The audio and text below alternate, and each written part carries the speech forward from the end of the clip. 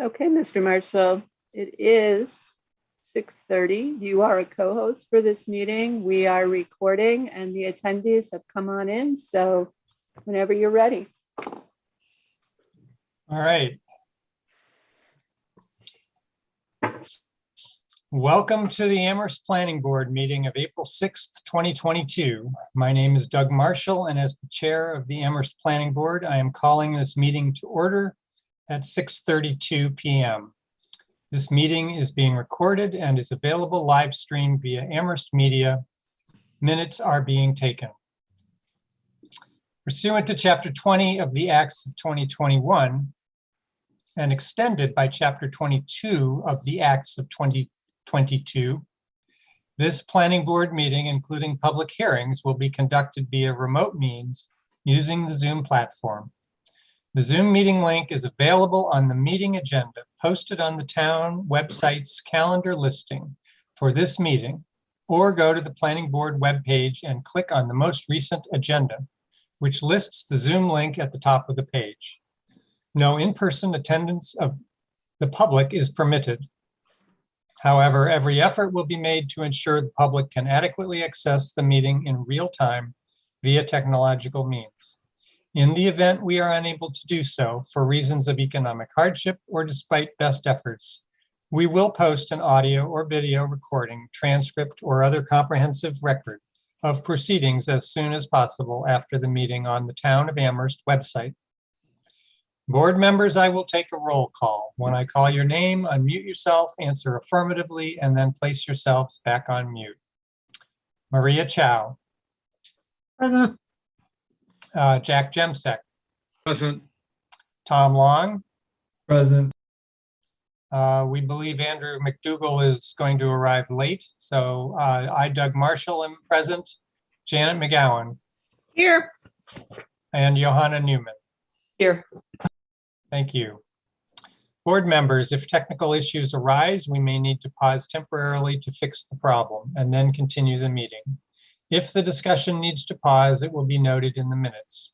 Please use the raise hand function to ask a question or make a comment. I will see your raised hand and call on you to speak. After speaking, remember to remute yourself. The general public comment item is reserved for public comment regarding items that are not on tonight's agenda.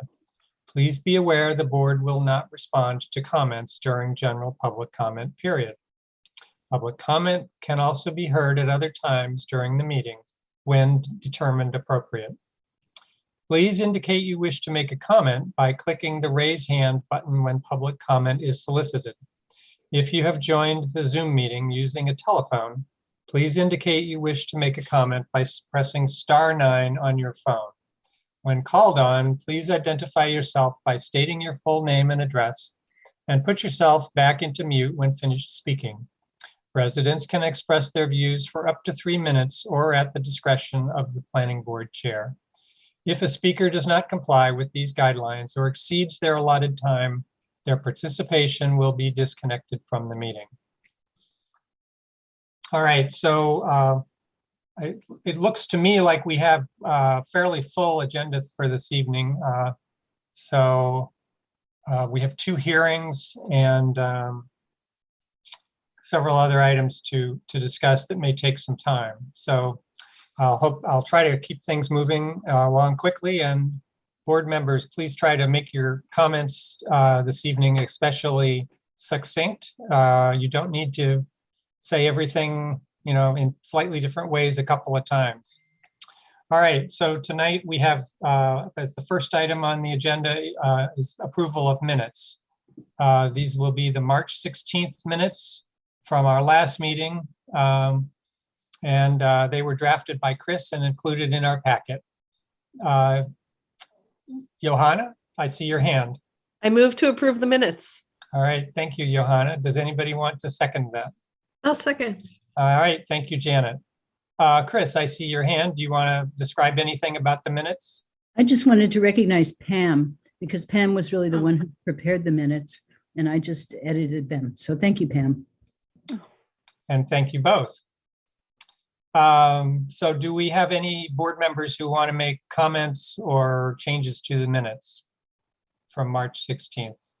Johanna, It just struck me still as quite long and quite detailed and a little bit he said, she said. So thank you, Pam, for doing it. But, I don't think it needs to be quite so detailed. Those are my comments. all right. So you're not asking for any changes on this set of minutes, but suggesting future guidance. Okay. I don't see any other comments. So why don't we go ahead? We have a motion, we have a second, no more comments. Why don't we go through a vote on approving the minutes? Maria, we'll start with you. Approve. And Jack, Approve. Tom, Approve. Janet, Approve. and Johanna, Approve. and I'm an approve as well. So that's 6 votes in favor. Andrew's absent, and we don't have any other minutes as far as I know. All right, the second item on the agenda is our public comment period. As I stated at the beginning, this will be for public comments that concerns topics that are not on our agenda for this evening. I see 8 attendees in the attendees screen. Do any of those folks want to make a public comment on something not on our agenda? All right, I'm not seeing any raised hands. So we will move on to item 3 on the agenda. The time now is 6:38, and this was on the agenda as published for 6:35. So we're not starting before it was advertised. So this is a public hearing. And let's see. In accordance with the provisions of Mass General Law, Chapter 41, Section 81, this public hearing has been duly advertised and notice thereof has been posted and is being held for the purpose of providing the opportunity for interested citizens to be heard regarding SUB 2022-07, John Robleski, concerning 446 and 462 Main Street. Request approval for a 3-lot definitive subdivision plan, Center East Way, under Mass General Law, Chapter 41, Sections 81L, O, R, T, U, and V, including one street with a total length of 100.89 feet to the center of a cul-de-sac. Map 14B, parcel 66 and 68 in the BN zoning district. Do we have any board member disclosures? I don't see anything. And it looks like Tom Reedy has entered the participant panel and John Robleski. And I also see that Nate has arrived, Nate Malloy. So Tom and John, do you want to make your presentation? Sure. Yeah, we'd love to. Thank you very much, Mr. Chair, members of the board. Tom Reedy, attorney with Bacon Wilson here in Amherst, here on behalf of Center East LLC and 462 Main LLC in Mr. Robleski and his application for a definitive subdivision plan approval for the sites that the chairman mentioned. With me this evening, you all know and remember John Robleski, ultimately site owner here and certainly site manager. So by way of a bit of background, we had filed a preliminary subdivision plan, which you probably all remember. We made a presentation. We had a pretty lengthy discussion about the purpose of that preliminary plan filing, frankly, to freeze the zoning. It was approved, as I think you'll see in Ms. Brestrup's, I think it was in her development application report. It frankly doesn't matter if it was approved or not. It's really the timing of it, but it was approved because John put money into getting it to a place that it could be approved. And then this definitive plan was really born out of that preliminary plan. And so we've, as the chairman noted, proposed a 3-lot definitive subdivision plan with a roadway and cul-de-sac. It's essentially what you saw before. We have asked for several waivers. And I should back up and say, we don't expect approval this evening. We will be in front of the Board of Health. I think it's April 21st for a hearing in front of them. And I know that the board would like, and I think it makes sense for us to get feedback from the Board of Health and really to explain to them the process that we're going through and the purpose that we're doing this for. So we don't expect an approval this evening. Hopefully we can make our presentation and talk a bit about the waivers, see if there are some that you would grant as conditions, others that we would likely be able to comply with as they've been drafted by Ms. Brestrup. And then continue this to your next meeting in May. And then I know there's a time period for you to take final action, make a decision. I'd say, let's see how far we get tonight and come back, and I'll defer to Ms. Brestrup because she's probably going to be the one who has to write the decision and can tell me in May whether or not that's doable to get it filed in time. If it seems like it's not, then I'm sure Mr. Robleski can be reasonable and we can grant an extension to get to something where we're not talking about constructive approval, because that's not the purpose here. So that's just a little bit of kind of overarching background. The intent is still not to build this. It is strictly for a zone freeze. And so our thought is that the application we submitted with the waiver requests we've submitted and the timing of those waiver requests, meaning if in fact John were ever to construct this, those items that we had now asked for waivers from would need to be complied with.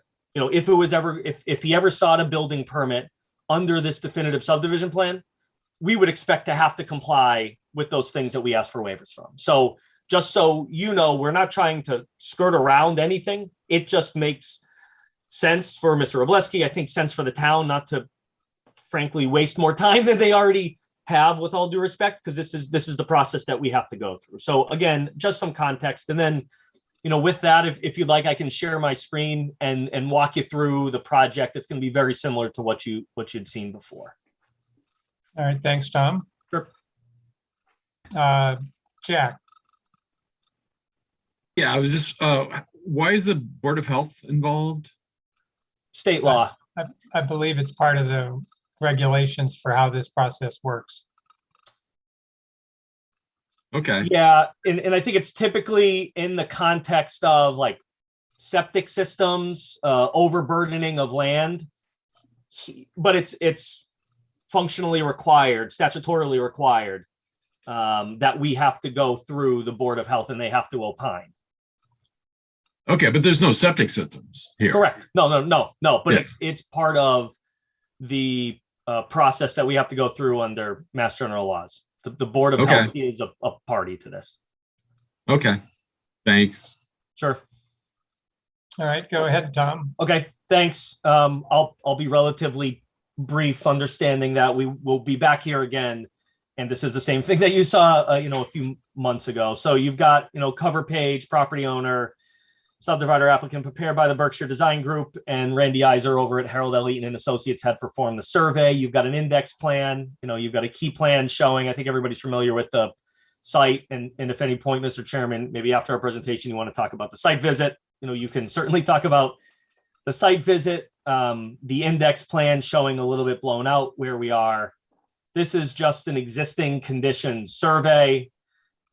You've got Gray Street here, Main Street here in a east to west direction. You've got the two parcels.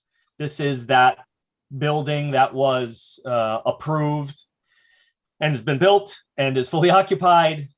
This building was in fact removed. If you've been by the site, it's I don't know if it's a graveled area at this point, and there's a little maintenance trash shed here. And then you've got the existing building at 446 Main Street. So this is existing conditions. To the west is Gray Street, to the south, Main Street. And you've got the railway on the southeast. And then you've got additional multifamily housing on the right, and then some private residences to the north. So just to orient you, it's in the BN zoning district. I think the only BN zoning district in the town. Here is the proposal. So you've got one access. You've got a 77-foot wide throat, opens up into a cul-de-sac, full circulation around the cul-de-sac. You've got a sidewalk on the westerly side of it. We are proposing 3 lots. We've got a 100-foot building circle showing that they could be residential in nature. So you could fit a residential dwelling unit within the building circle. Stormwater easements called out. And then we've got grading and planting plan. So here you'll see the topography, 100 feet over here. It slopes down to the southeast, 98, 97 feet, and so on. You've got some street trees planted around the cul-de-sac. You've got some landscaping inside the cul-de-sac. Again, still the 3 units. Utility plan showing the water coming in off the street with stubs, and here's the water main, transformer pad, water shut off. You've got existing sewer manhole. So there's a sewer line that connects here on the easterly side of the property. And you also have a PVC sanitary sewer, which connects to Gray Street on the westerly side of the property. There's an underground detention basin that currently exists at the site, and ostensibly it would be used for the future development conditions.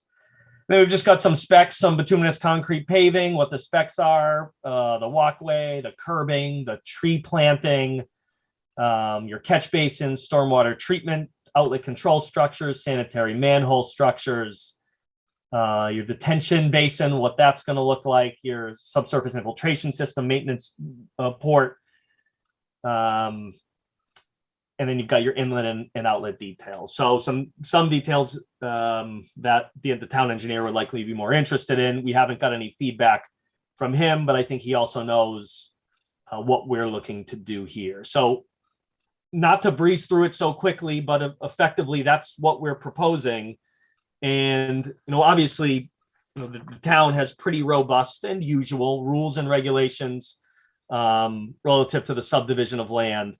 And so we had asked for some waivers for certain things. And I don't know if we want to talk about those at this point, or if we want to, continue to, if we want to talk about Ms. Brestrup's proposed conditions. I think I think if you've completed your presentation, we'd like to go to the site visit report, and yeah, sure. That would be the next item on our usual order of things. So are you finished? Yeah, I can always answer questions, and I can keep the screen up, or I can stop sharing if you want to see everybody. You tell me. Well, why don't you stop for a moment? Okay, easy enough. Great, thanks.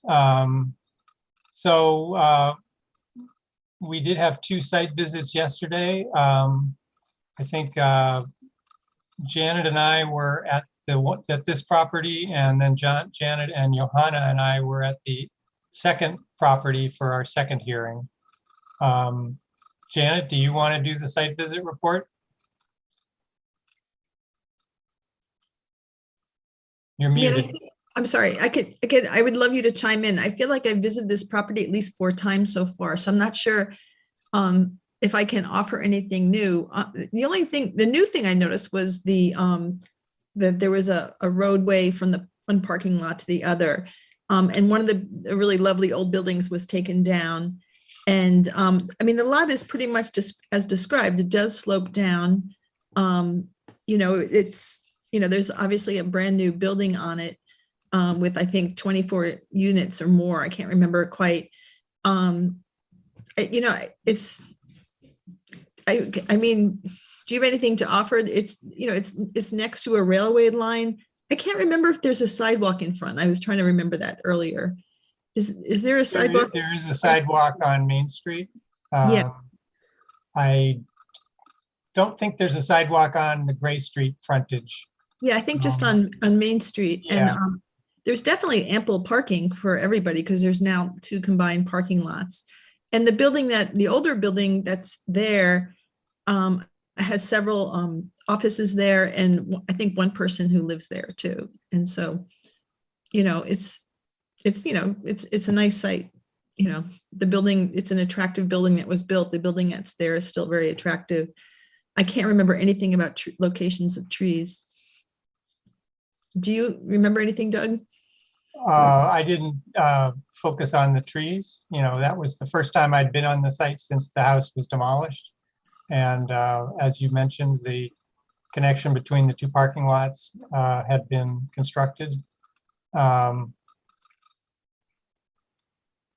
I'd been there before. I'd been there several times. I think in the conversation with Mr. Robleski, we discussed the fact that this is sort of a hypothetical process we're going through with the ultimate aim of freezing the zoning prior to the passage of the latest mixed-use building zoning. And but Chris pointed out that we have to take it seriously. This is a sort of the price of paying of freezing the zoning is to go through this process. So I think that's something that I'm going to want to keep in mind as we're talking about waivers. So anyway, I don't have anything else to say about the site visit report.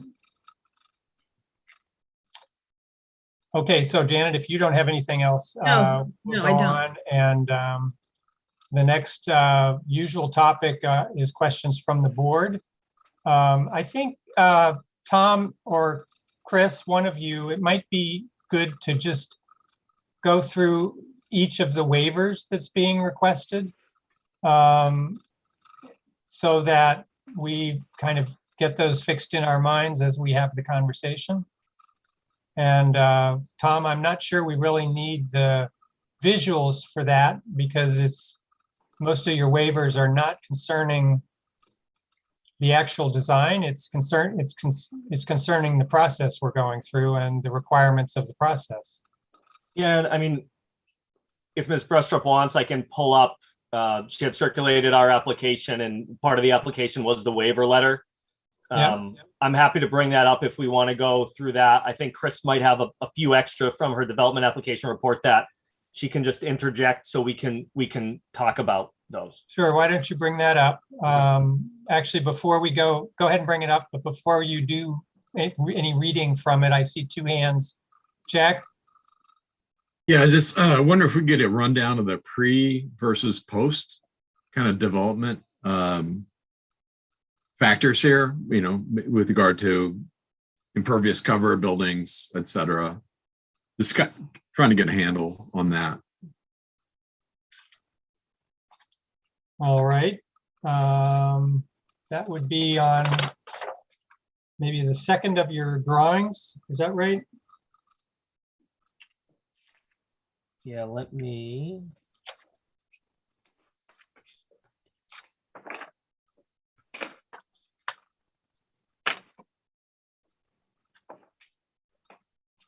So Jack, I don't know if this is what you're looking for. Underneath you could see what exists. The former building location, the existing building. It says to be removed, but that's just assuming this plan went into existence. Same thing with here, so you can see what you've got. I don't think we show parking area, so we don't have a total developable area and what it would turn into in this plan. But you can certainly see where the existing building locations are in relation to the lots. But in your mind, it's roughly similar to the pre-development in terms of. Are you talking about lot coverage? Yeah, well, in terms of impermeable and pavement and building area. I mean, is it? Oh yeah, I mean, so again, we're walking down a hypothetical. If we were to build this 3-lot subdivision, there would likely be less pavement than existing. My less coverage, I'll say, than existing. My guess. Okay. All right. I just trying to get a feel for that. Thank you. Thank you, Jack. Chris, I'm going to call on you next. Did you want to comment on that exchange? Yes, I just wanted to note that we really don't have any plans for these 3 lots, and that's typical of a subdivision plan. The subdivision is all about the roadway and the division of the parcel into lots, and it's not necessarily about what's going to go on each lot unless you also have a site plan review that goes along with the subdivision, which would be true of a cluster subdivision. But for this type of subdivision, we wouldn't necessarily know anything about what would go on in any of these lots, but each one would come before the planning board for approval, unless it were a residential subdivision. And if single-family homes were going to be built here, that wouldn't be necessary. But this has been characterized as a non-residential subdivision. So I would assume that buildings that would be built here would be mixed use or office or something like that, rather than single-family homes. But anyway, those things would be approved later on after the subdivision was approved. Thank you, Chris. But since you touched on it, what is it in the documents we received that would make us know that this was not a residential subdivision? Where is that indicated? In I think it's Mr. Chamberlain's development impact report, development impact statement. I think there's a mention in there. It's Okay. non-residential, or somewhere in the paperwork that was submitted, there's a statement that this is a non-residential subdivision. It doesn't jump out at me right now, but maybe Mr. Reedy could point us in the direction of where it says that.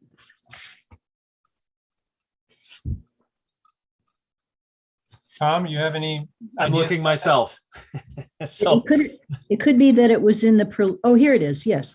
Page 1 of Mr. Chamberlain, Berkshire Design Group's development Oh, yeah. impact statement, the second line down, type of project, non-residential subdivision. Okay, and I think just to put a finer point on it for the sake of clarity and maybe argument, simply because it has been designated here as a non-residential subdivision, I don't think that would preclude the applicant in the future from developing it as a residential subdivision, provided that they met the zoning requirements in the zoning district for single family, 2-family, et cetera. So, okay. So that distinction doesn't have any practical impact at this point. only insofar as I think in your rules and regulations, there's a couple of places that mention non-residential, and I think that's because the state law requires a preliminary plan to have been filed for non-residential. Because typically with non-residential, they want to give the planning board an opportunity to review it versus residential, where there's no requirement in a residential subdivision to submit a preliminary plan. You can go straight to definitive. Preliminaries, besides the purpose for what we're using it for, but like preliminary plans are used to have a discussion formally, but informally with the planning board before the developer goes and spends real money in designing a definitive plan, which is much more costly than a preliminary plan. So there is a distinction in your rules and regulations as far as timing goes, and in state law as far as timing goes, but there's no other import to it. Okay, thank you. Janet. I have a question about like context and process. So Mr. Oblowski is asking for waivers of requirements in our rules and regs for subdivision plans. And then, and then also in Christine Brestrup's draft conditions, there's a lot of references to, we'll get more information on this or get more, prior to the endorsement of the definitive subdivision plan by the planning board. So I was just kind of a little bit lost between those two things. Like, is Mr. Reedy asking for an absolute waiver of, these 20 conditions, and then is Ms. Brestrup recommending that we don't have to address them now, but when it comes time for the definitive subdivision plan and we have to approve that, then we can get much more detail that we normally would get earlier.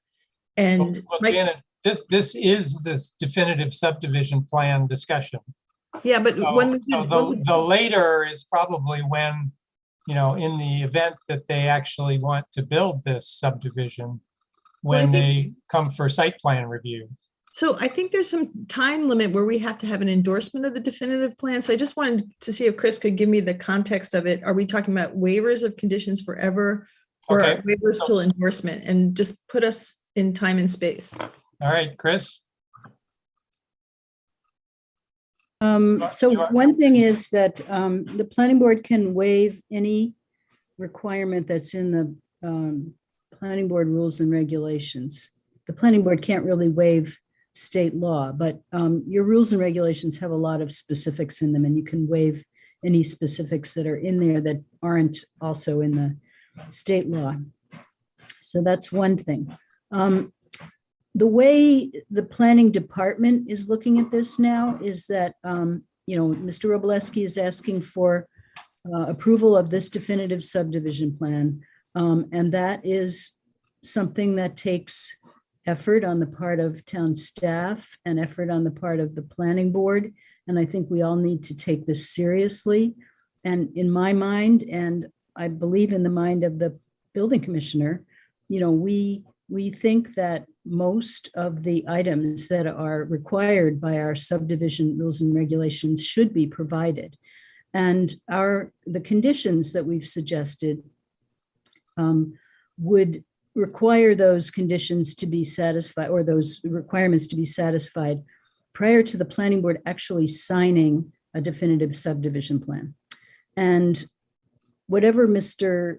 Robleski wants to do with the plan, whether he just wants to keep it on the shelf or whether he wants to record it, it needs to be endorsed by the planning board in order for it to have substance or weight, or actually, to exist. The planning board can approve it, but if the planning board doesn't then endorse it, then the subdivision plan doesn't really exist. The way the law is written, the planning board has 90 days from the time that something is submitted until the planning board needs to act. So that's the period that we're in right now.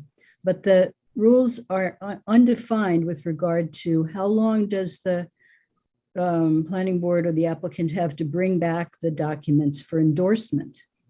And I'm getting into the weeds a little bit, but essentially, according to our town attorney, what this means is that some applicants, put off bringing their plans back for endorsement for years. And then they are allowed to say that the 8 years of their zoning freeze starts on the day of the endorsement. So they get a few years ahead of time before they bring the plans back for endorsement. And then they get 8 years beyond that for a zoning freeze. So we're trying to not allow that to happen. We're trying to be, pretty careful and pretty deliberate about what we're doing. We're suggesting that some of the waivers that are requested by the applicant and Mr. Reedy may make sense, but many of them we feel should be complied with. And we can talk about that when we're going through the conditions. But some of the things are not very expensive things, and there is an advantage going to the applicant to freeze the zoning for a period of 8 years as a result of this process. So we think everybody needs to take this seriously and only grant waivers that are really necessary or realistic, and that everybody agrees with. So why am I saying all of that? Janet asked the question about what stage are we in now, and what stage are we going to be in the future? The planning board can approve the plan, the definitive subdivision plan, with conditions, and you can talk about which ones you want to have. And then sometime in the next 6 months or a year, the planning board will be asked to endorse the plan, which means to sign it. And then Mr. Robleski will have a real plan that he can have, either keep it or record it at the registry, and that will be the implement by which his zoning gets frozen. So the stage we're at now is reviewing the plans, deciding how to condition it. Eventually, you're going to make a determination about whether you're going to approve it. And then, we move into that second stage. Does that answer Ms. McGowan's question? Yes, Janet? I have a follow-up question. So, and this is jumping a little ahead. In the draft conditions, you suggested that we endorse within 6 months of our approval. So at that time, they would come back with all this much more detail, and we'd be sort of revisiting these issues in more detail. Is that correct? May I answer that? Yes, Just- Chris. Yes, that's the idea. And that period could be 6 months or it could be 12 months. That's a time period that was suggested by Joel Bard, our town attorney from KP Law. 6 or 12 months makes sense, but you have to put a time limit on it. Otherwise, as I said, the applicant, and we know that Mr. Robleski has all the best intentions and so does Mr. Reedy, but it is possible that they could take years to bring back their plan for endorsement. And so we want to, put a time limit on so that we get this process done and move on to the next thing.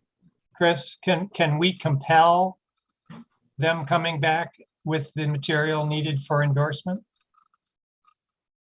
Like- No, but if they want a plan that's endorsed, then they need to bring back the material that you require. Otherwise, they don't have. And do what we they- have the option to not endorse it at that point? You do, yes. Do we have the option to not approve this definitive subdivision plan? You do have that option, yes. All right, Janet, I hope that gets you partway to your questions. I think Jack, good for now, thanks. Yeah, I'm just, what's the status again? I might have missed this, with regard to the site visit review, but I know, both buildings will be coming down at some point, but what's this existing situation there? And do these buildings have any historic value? And would there be any, consideration of, moving them and reusing them, within the Amherst area? Tom?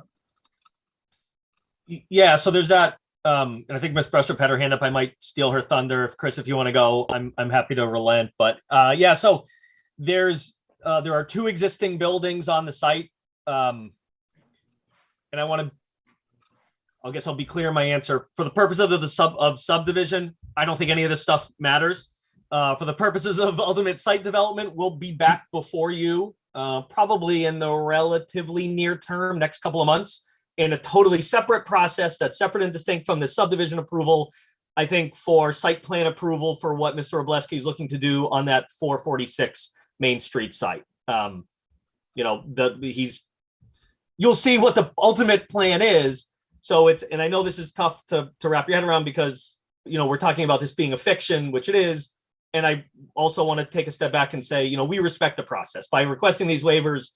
We're saying, acknowledging what it is, but we also want to make sure, we respect the board, the town, the process. So we don't want to try to say, oh, don't worry about this. It's not a real subdivision, so we don't have to do any of this stuff. So, we're on board. I think when we talk through the waivers and ultimately Ms. Brestrup's proposed conditions, we're fine with all of them. There's probably one that I want to talk about, but otherwise, we don't see a problem in going through that process to get, hydrocad, stormwater calculations, subsurface soil info, like all of that stuff we can certainly do. So, that's all fine. And so I know I'm not directly answering your question, Jack, but you'll see in the coming months what's going to be proposed there. I think the board will be really pleased with what ultimately is going to be proposed there. So a little bit separate and distinct from All right, Tom, thanks. Jack, I see your thumb, so I guess you're all set. Chris, was there anything else you wanted to say since you had your hand up when Jack started or when Tom started responding? I think Tom sort of said what I would have said. Mhm. All right, so why don't we go through the waivers and yeah.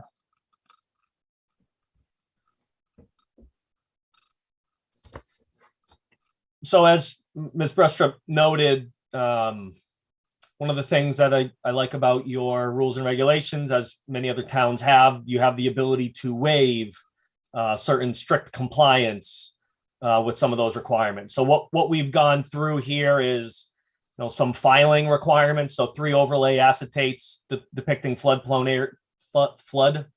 areas, aquifer recharge areas, soils, slopes greater than 25% in vegetation types. I know that in Ms. Brestrup's development application report, I think she was waiting for counsel from Jason Skeels on that. So I don't know if we want to have more of a discussion about that, or just to put a pin in it, find out what Mr. Skeels thinks is important, not important. And then if he thinks it's important, it'll probably be included in the next iteration. If not, then, hopefully the board would see their way to grant a waiver. All right, Tom, having kind of had you start this, I've got a question for Chris. Chris, would we be better off just going through one of your documents, which include, which lists these waivers, or should we be going through what Tom was showing, part of the application first? It's really hard to say. In fact, I think ultimately it would be better to bounce back and forth, but that would confuse everybody. So Okay. I guess it's good to go through Tom's list, and then we can go back and look at my list and see what we haven't touched yet. And what I said about the 3 acetate overlays was that I was going to ask the town engineer whether that was still required or not. I doubt it, because people don't use acetate overlays anymore. And the other thing that I thought is that at some point it should be shown on the plans what the soils are and what the vegetation types are. So that should be documented on the definitive subdivision plans somewhere. And right now it isn't. So that was my Okay. answer to that one. All right. So maybe we try proceeding just as we did this one. Tom, why don't you describe what you're proposing? And then Chris, maybe you can let us know your thoughts on it.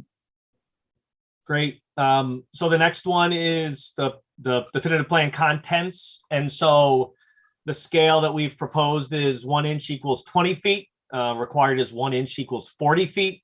I don't want to speak for Chris, but it seemed like she was fine with that. I was fine with that. Yep. Well, that's a larger scale, so I would think that would be allow more detail, which would be a positive change. Right. For the datum, all elevations to refer to USC and GS benchmarks if within 500 feet of the subdivision. I'd I want to think that, good. town engineer on that to make sure that what you've shown on the plan meets that requirement. And I'm not enough schooled in survey to know that. Okay. So the next one is the seal and certificate number of the surveyor. And we can get this if it's something, I don't remember what Chris had said, but it's not a big deal. I think it was just at the time of submission, we did not have it from Randy. He obviously signed the application. So, he's on board and no funny business here. So if that's a requirement, I don't see an issue. That, yeah. Okay. Mhm.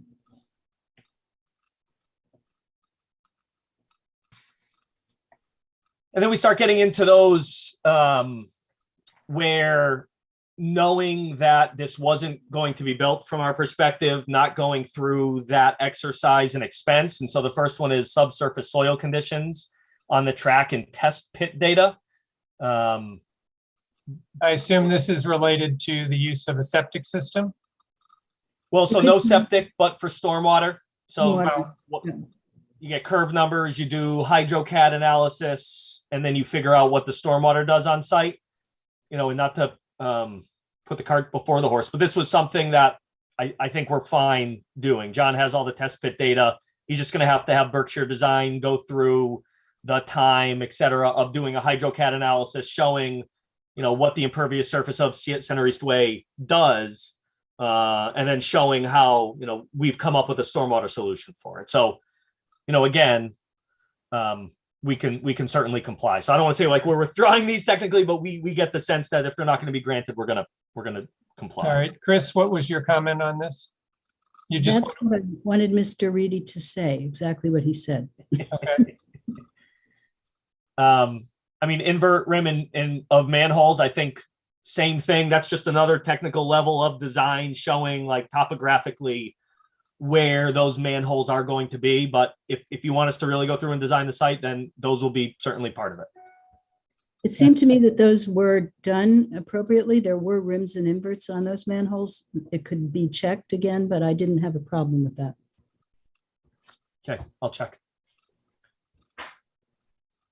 Sanitary sewer, though, lot 3, there was a stub shown to service lot 3, but there wasn't any information about that, and there wasn't an invert on the stub coming out of that manhole. Okay.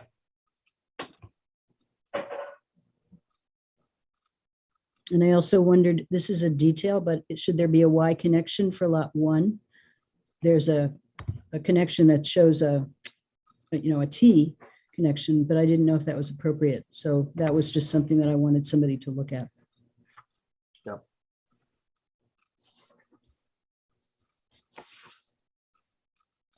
So the next one is gas utility is maybe coordinated with the gas company and street lighting. I mean, the gas utility is probably a fair waiver to request, given that there's a gas moratorium.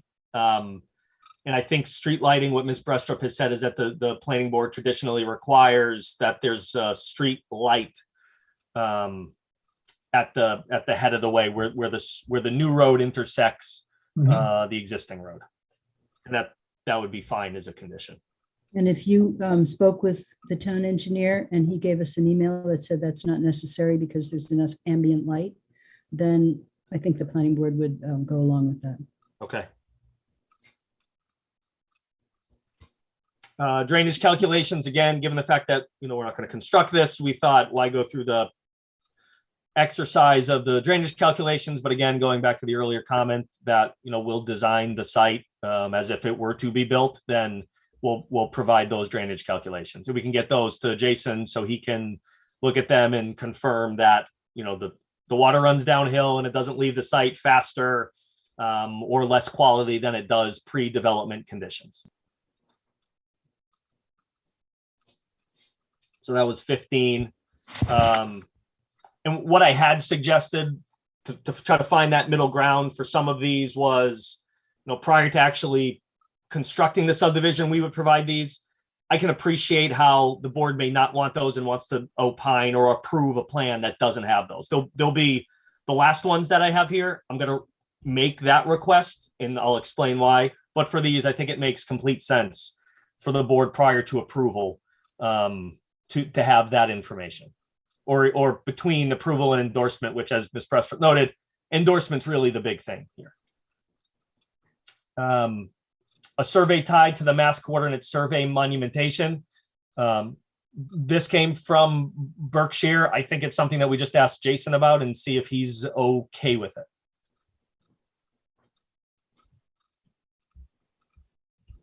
And if may not, I ask, then- may I interject here? If Mr. Reedy would contact Jason, it's been difficult for us, I have to be candid about this, to get comments from the town engineer. And I think the reason is that he is aware that this is not going to be built, not proposed to be built. And so, he's got a lot of other things on his mind. And for me to get response from him is challenging, but for Mr. Reedy to get response from him may be less challenging. We'll certainly reach out. And Chris, probably what I'll do before is make a list of those items that I need to check in with him on. Mhm. And then I'll send it to you just to make sure I'm not missing something. And then I'll get in touch with him. Okay, good. Distance to nearest town, county, or state monument on an accepted way. Again, just an additional something to talk to Jason about. If it's required, we'll provide it.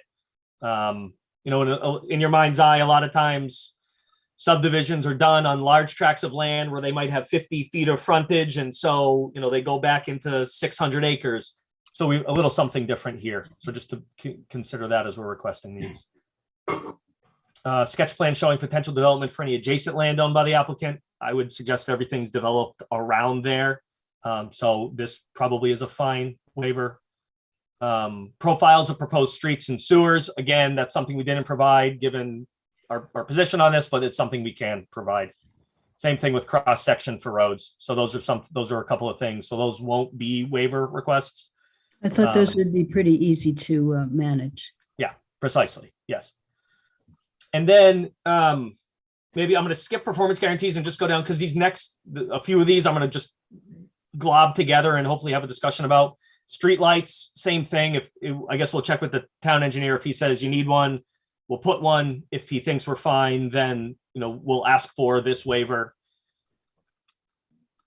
Performance guarantee is the first one I would like to talk about for a little bit. And so, as you know, so performance guarantee can come in many different forms: surety bond, covenant saying that we're not going to release any of these lots unless and until we've got the town engineer to come in and say, you have constructed in accordance with the plan. And so for here, because we're saying we're really not going to construct this, the suggestion is, I would say, prior to the receipt of a building permit. So all the other ones, as Ms. Brestrup noted, were prior to the receipt of the endorsed plan. So you have approval, 6 months, or 12 months, we have to do some work, endorsement, and then probably put it on a shelf and never do anything. However, in the case that John says, you know what, the market's changed, I want to take down this build, what have you. Let's build this. We would then say, if we are going to build it in earnest, that's when a performance guarantee should come into play. And so our request here would be, it's endorsed with a condition that prior to receipt of a building permit, we get a performance guarantee satisfactory to the town engineer and the town planner. And so at least at that point, John's not putting up a security or surety bond. He's not putting a covenant, because I could just see, as you can appreciate, what happens is if you put a contract for covenant on the property, you're encumbering the title to that property. And so then any mortgage holder is going to say, well, what's this about? Or any potential purchaser is going to say, what's this about? Here, because we're not actually building it, but it would be a condition if the subdivision ever was to be built, so the town is protected, we would just look for that timing with the performance guarantee. So like I said, all the other ones, we're okay spending the money and doing. This one probably feels a little bit more appropriate immediately prior to or as a requirement of receiving the building permit. So that's one that I have a problem with, because when we talked to Rob Mora and I talked to Joel Bard about this, and he said we really needed a performance guarantee of some sort before the planning board endorsed the plan. And I think my feeling was putting a covenant on the property for the 3 lots and the roadway would be a reasonable thing to do, because it wouldn't require any transfer of money, any purchase of a bond, or putting money aside in an escrow account or anything like that. So I would like to explore the possibility of requiring the covenant. Yeah, if we could talk to Joel, and I'm happy to explore it. And just in my mind, when I'm thinking, okay, John goes to refinance this property, you're going to have a title exam done. There's going to be a title exam that shows there are covenants which attach to the land, and then you're trying to explain to lenders what that actually means and how it doesn't actually have any impact on this $1 million building that John has just built, so to speak. So it's that. So maybe, Chris, if we could put a pin in that, and whether it's I trade some emails with Joel or I go through you, however you want to do it is fine. Yep. Because if we can find some middle ground, we're happy to do it. It's just, on the one hand, John's either paying money to a surety company for this, or he's got an encumbrance on his title in for something that's not going to be built. So either one of those. And if Rob can hold up a building permit, because that doesn't exist, then it's never going to get built. So Rob wouldn't issue the building permit until sufficient performance guarantee did exist. So that's the way I was thinking about it, but I'm happy to explore. Okay. Not knowing anything about covenants, would it be legitimate for you to place a covenant on this for some duration and then say, at the conclusion of the actual development of the property, there's some mechanism to remove the covenant? That's not a bad idea, Mr. Chairman. And I think what I'd like to do is think about that a little more, and just the timing of that, and how Mr. Robleski is going to finance this second stage of development. Assuming that it works out, then I don't think we have an issue with that. I don't want to speak for John, but I don't think, as long as if it works out sequentially, I think that's fine. So I think it's certainly worth exploring. Janet, do you want to say something? You are mute. There you go.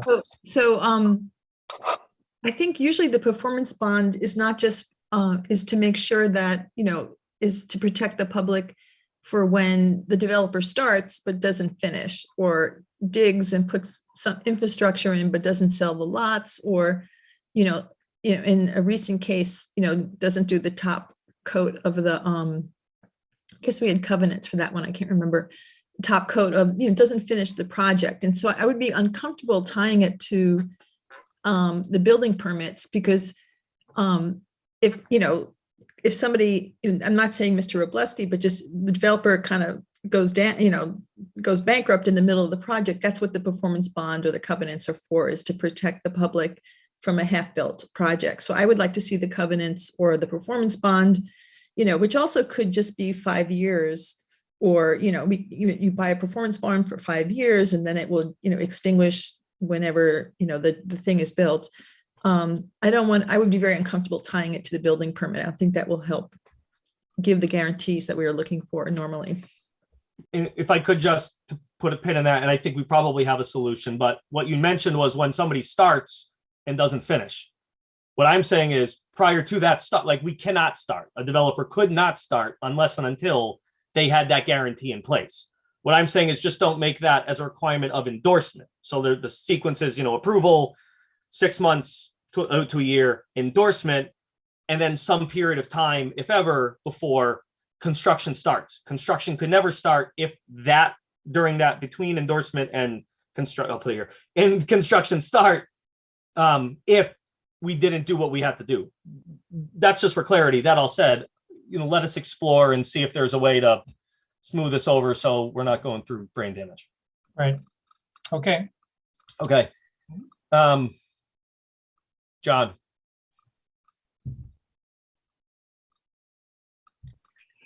Mr. Chair, do you mind, Mr. Robleski? Yeah, there you go. Yes, John. I'm sorry. I see your hand. Yes, thank you. I just want to make sure the board understands that, I do want to develop these parcels and add more housing, which is going to include some affordable housing there. And I don't know where the 6-month thing came up as far as the actual endorsement. And Tom, maybe you can correct me if I'm wrong, but the zoning freeze doesn't take effect until it's endorsed or approved. No, you're frozen. You're in this thing called the process freeze, John. So as long as from the time of the filing of the preliminary plan, as long as you're pursuing this, you're fine. But I thought at some point somebody said it had to be recorded before that zoning freeze took effect. But you're in the process freeze so you get 8 years from the endorsement. So all of this is extra. So what Chris was saying by putting a timeline on it, she's saying unscrupulous developers get the approval, wait a couple of years, then get the endorsement. So from the preliminary plan to when they actually get the endorsement is 2 years, let's say. And then from the endorsement to when the zoning freeze expires is another 8. So they've gained themselves a period of 10 years, which is contrary to what the statute really is intending to do. Right. So I just want you're to fine. have the board and myself on the same page here that, I do intend to file a site plan review sooner than later. So I don't want that to be held up, I guess is my point, waiting for another 6 months or something like that. So that's what my basic question is. Well, I think it's entirely, if you want to come back to us 2 weeks after we approve this definitive subdivision plan and ask for endorsement, we're not trying to delay you and saying that we're not going to endorse it for 6 months. We were discussing it more as an outer limit for the for the period between approval and endorsement. So if you want to accelerate that, I don't see why we would object. All right, I don't think there's any reason to accelerate it, if I'm understanding Tom correctly, that it doesn't really impact the site plan review because that's a separate process in itself. And the two can probably work together.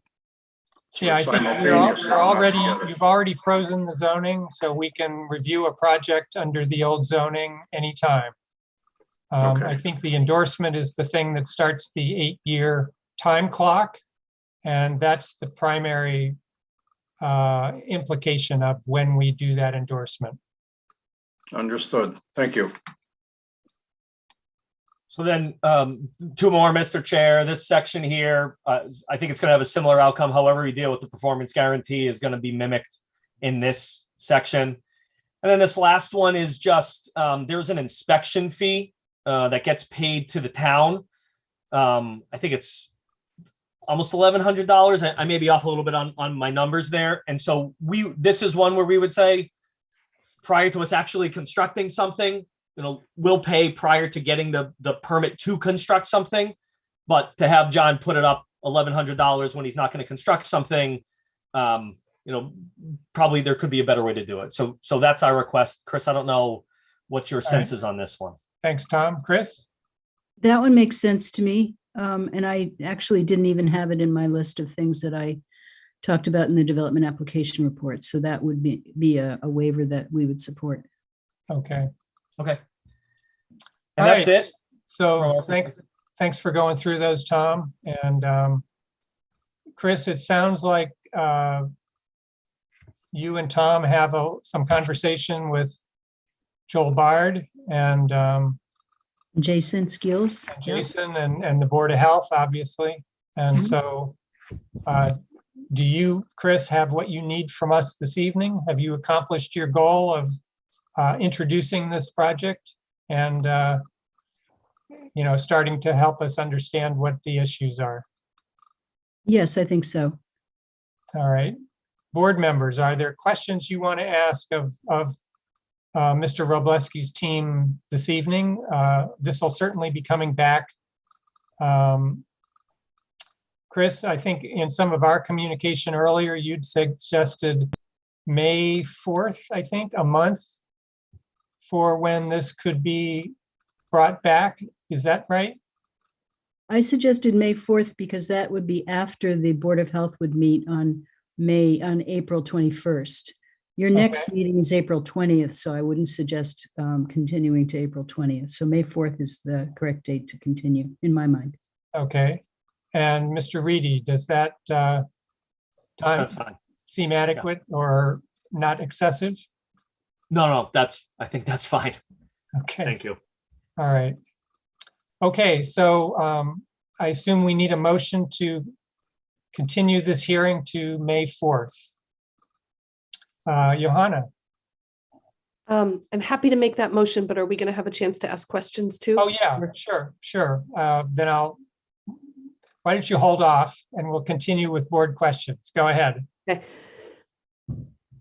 I'm just trying to remember what you said at the last meeting, and I'm sorry, I know I could probably go back in the minutes, but can you this seems like an awful lot of hassle to go through if you don't actually intend to build it. So can you just talk again about why it's so important to you to freeze the zoning?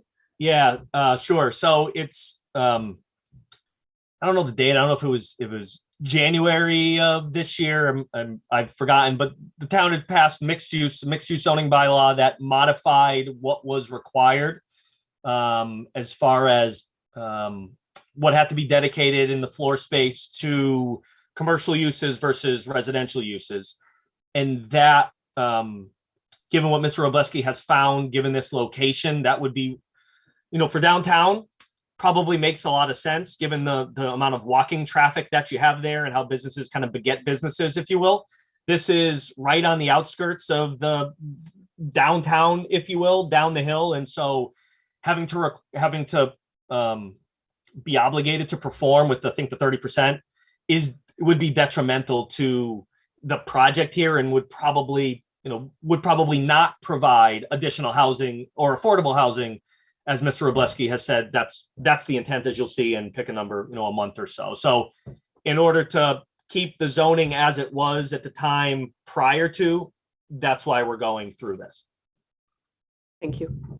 So Tom, on that topic, am I correct that the filing for this subdivision plan came after the town implemented the 10% or whatever for affordable housing on all projects, so that any new housing you propose under the previous zoning would in fact include that or meet that requirement?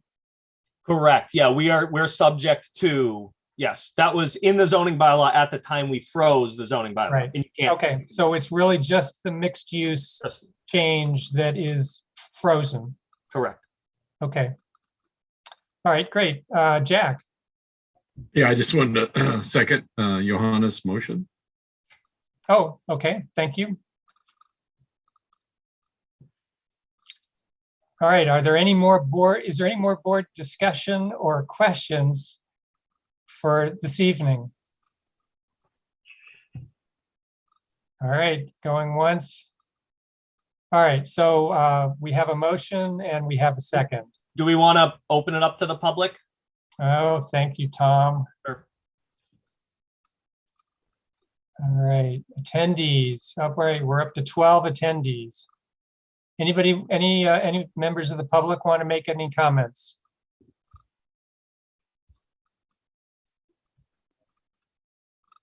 Okay. Not seeing any.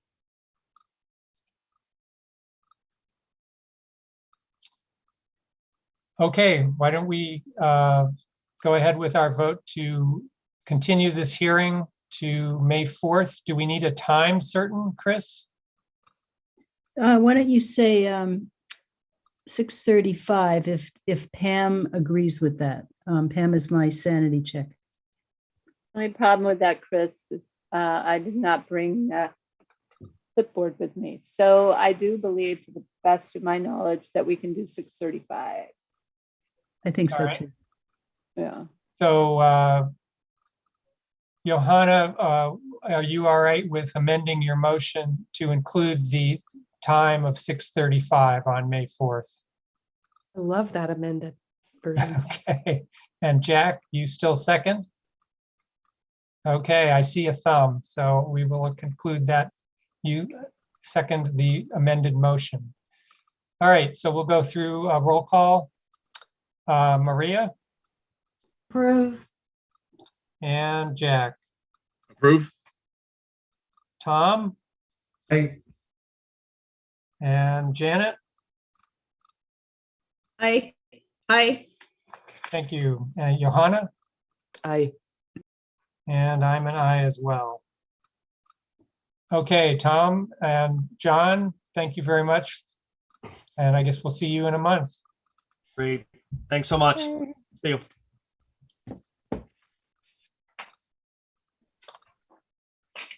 Okay, the time is 7:40 and we'll go on to item 4 in our agenda.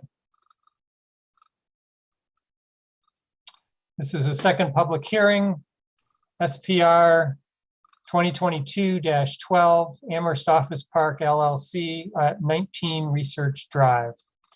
Request site plan review approval under section 3.358.1 of the zoning bylaw to add an entry into Office Suite 1 with a covered porch. Project includes removing the existing window and moving an HVAC unit to the north and adding 68 square feet of lot coverage. The applicant also requests modification of SPR 2002-00001 Amherst Professional Park Phase 2 by removing condition number 6 regarding visitor trips and by modifying condition number 7 by accepting new landscaping plan for landscaping at the entry. Concerning map 21B, parcel 82 in the PRP Professional Research Park zoning district. Do we have any board disclosure on this evening? Okay, so I see Mr. Laverdiere has been brought in as the applicant. Good evening, Ron. Are we doing? Good to see you. Do you have a presentation you'd like to make? And after you, we will have the site visit report. I see Chris's hand actually. So Chris, do you want to introduce this before Ron starts? I don't want to introduce it, but I want to acknowledge the fact that Nate Malloy is here and he's been managing this project and he may have some introductory comments that he would like to make. Okay. Recognize Do you want to say anything? No, thanks. We'll let Ron go. I mean, it's not a complicated project, and I think the development application report, clarified everything. So nothing at this time. Okay, thank you. Ron, we are on. Okay. It's a pretty simple project. We want to remove a window and put an entry door into office suite 1 that you have plans for. Our goal here is Hart and Patterson originally owned the whole building and occupied probably 90% of it and rented about 10%. The model for their business has changed. They do a lot more. They do a lot more work out of the office and use the office pretty much to have meetings with their clients. And they wanted to shrink, so we struck a deal, and I ended up buying the building, and I'm in the process of working through making it into 6 suites, and so they wanted their own entrance, and I said I would try to comply with that. We're proposing a little bit of a walkway, a covered entry area. It will be handicap accessible, and we're going to move one plant to the north, and we're actually going to remove the air conditioning units that's there that was originally placed there for the big servers they used to have upstairs, and the servers no longer in use and they've been removed from the building, so we don't need to actually cool that area with additional cooling. So we'll be just taking that air conditioning unit out. That's the crux of the main the work on the site. And I'm going to go back to condition 6, which is back in 2002 when we proposed this building. Site visits by the public were not allowed in the PRP, and there was some discussion as to whether whether somebody's financial investment was actually a business to business relationship, so the board at the time found it reasonable to have 1 visit a day coming into the building so they could have on-site meetings. The world has changed dramatically since then, and the zoning has changed since then. Now, PRP has been rezoned so that you can have a reasonable number of office visits by appointment, and that's all their office visits are by appointment, and certainly anybody renting the space would fall under that category. And so that 1 traffic visit a day we'd like to get removed because it doesn't fit the zoning that was changed in the, I would say, late 2000s. Okay. So we had site visit for this project as well yesterday. Johanna or Janet, do either of you want to start us off? And I was present as well. Johanna. Sure, I'd be happy to. So we met at the site. We started by just looking at where the new portico would be built and how it intersects with the sidewalk there and the removal of an air conditioner unit. From there, we walked over to the kind of boundary of the property and talked about the current, I believe, 100-foot buffer that's there with the adjacent property and how there are plans in place to potentially fell some of those trees and reduce that to the required 50-foot buffer, I think. That there would be negotiations, down the road with the owner of the adjacent property to explore that. And then we walked to the driveway where this building's parking area intersects with Research Drive and discussed the plans for the signage for the building. That's it, unless anybody has All right. anything to add. Thank you, Johanna. Janet, do you want to add anything? I think that Research Drive is a private way and it's maintained by the building owners. And there's it's kind of a surprising site I've never been to. There's like 4 large office buildings with like parking lots for each of them. And so 2 of the buildings are owned by Mr.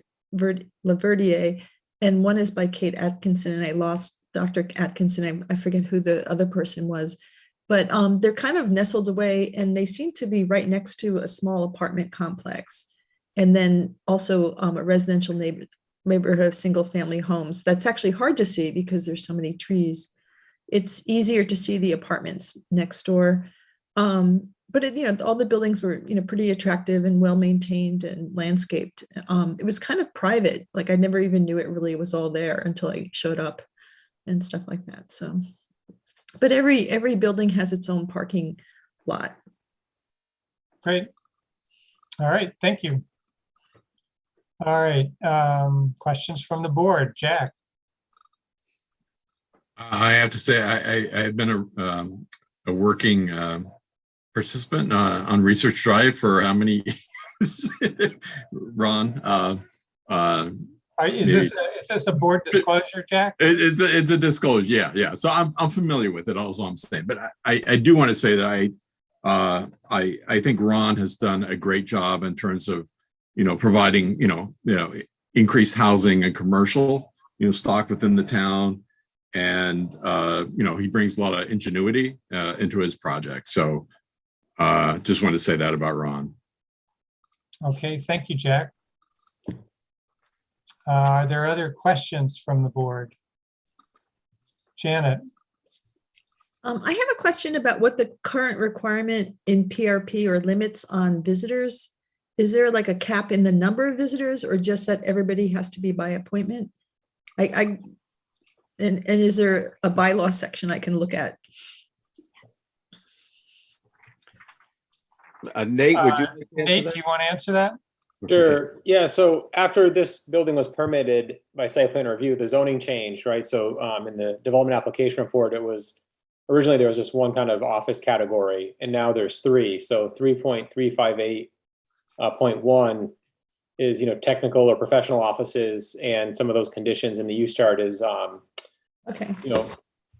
visits by appointment, and so it doesn't have a limit. It almost actually is. It says predominantly by appointment, and it makes it seem as if the first visit can be by appointment, but then any follow-up visit can just be as necessary. So it's flexible language, but initially, every visit has to be by appointment, but it doesn't limit, daily trips or number of visits, per day or any limitation like that. Okay, thanks, Nate. Well, I have a couple of questions. I'm not seeing a lot of hands from the board. One question I had was about the sidewalk, that the new entry to the new portico. I don't see any real detail for that grade change that's necessary for the sidewalk to get to the new front door and elevate. So Chris, actually, I wondered, is it typical for us to accept to approve projects that don't have full sort of an actual engineering design or that are stamped from an engineer or an architect? That is not typical.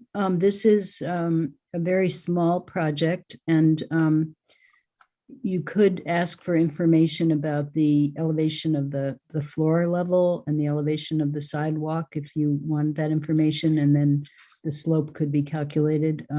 So that would be something that wouldn't be too hard to obtain. Yeah, I mean, I guess the site plan that Harold Eaton proposed does cross-hatch the area of the sidewalk, but particularly on entries with ADA and the mass access board and the kind of regulations and specific limits on slopes, I just wondered if that was something we might want to push for. But Chris, if when Ron went for his building permit, would that be required anyway?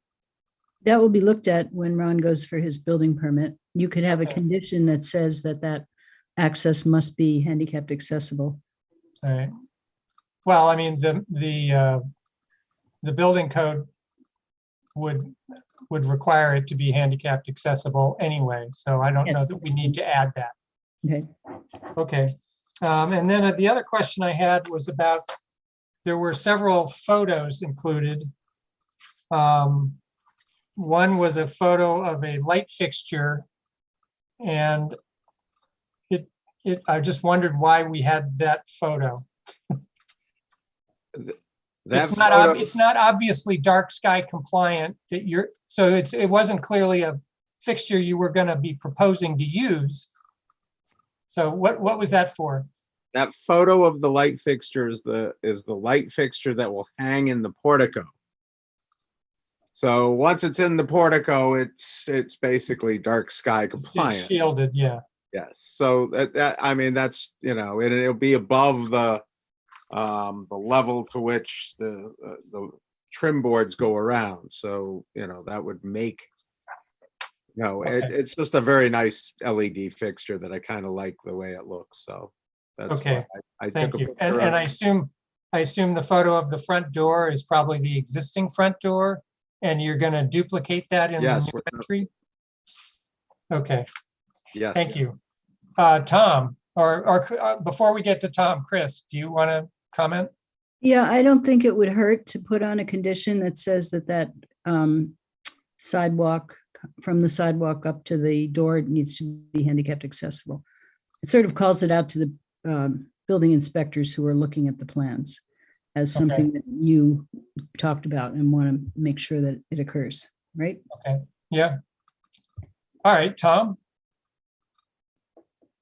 Thanks. I'm not going to argue about it. I'm not actually sure that that's the case because you can access Office Suite 1 through the main entry. And so I don't think it would be required that is also a handicap accessible entrance. If you have the main entrance is handicap accessible.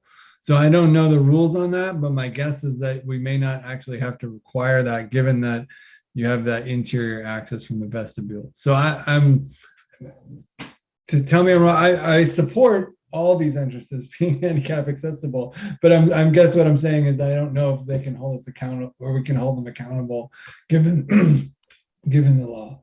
Okay, good point, Tom. Nate, do you have a comment? Oh, no, sure. Yeah, I talked to Rob Moore, the building commissioner. So on work performed, it has to be accessible if the public uses it. So if the public is going to be going into that, into or out of that entrance, building code would require it. So, even if it's a back entrance, right? If this were work performed on essentially a back door, but public would be using it, would need to be fully accessible. So, the only, my only caveat here would be if it's steep enough, it might need railings, right? I'm assuming you can get the slope of the transition up to the landing of the entry. It just may be, if it's over a certain percentage, it might need railings, but I think it can be managed. Yeah, and that could be part of Rob's review for building permit.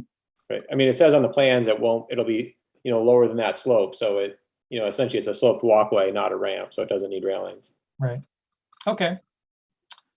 All right. Are there other board questions or board discussion? All right, we'll go offer public comment. Members of the public, attendees, all 10 of you. Would anyone like to make a comment on this project? I don't see any hands. Okay.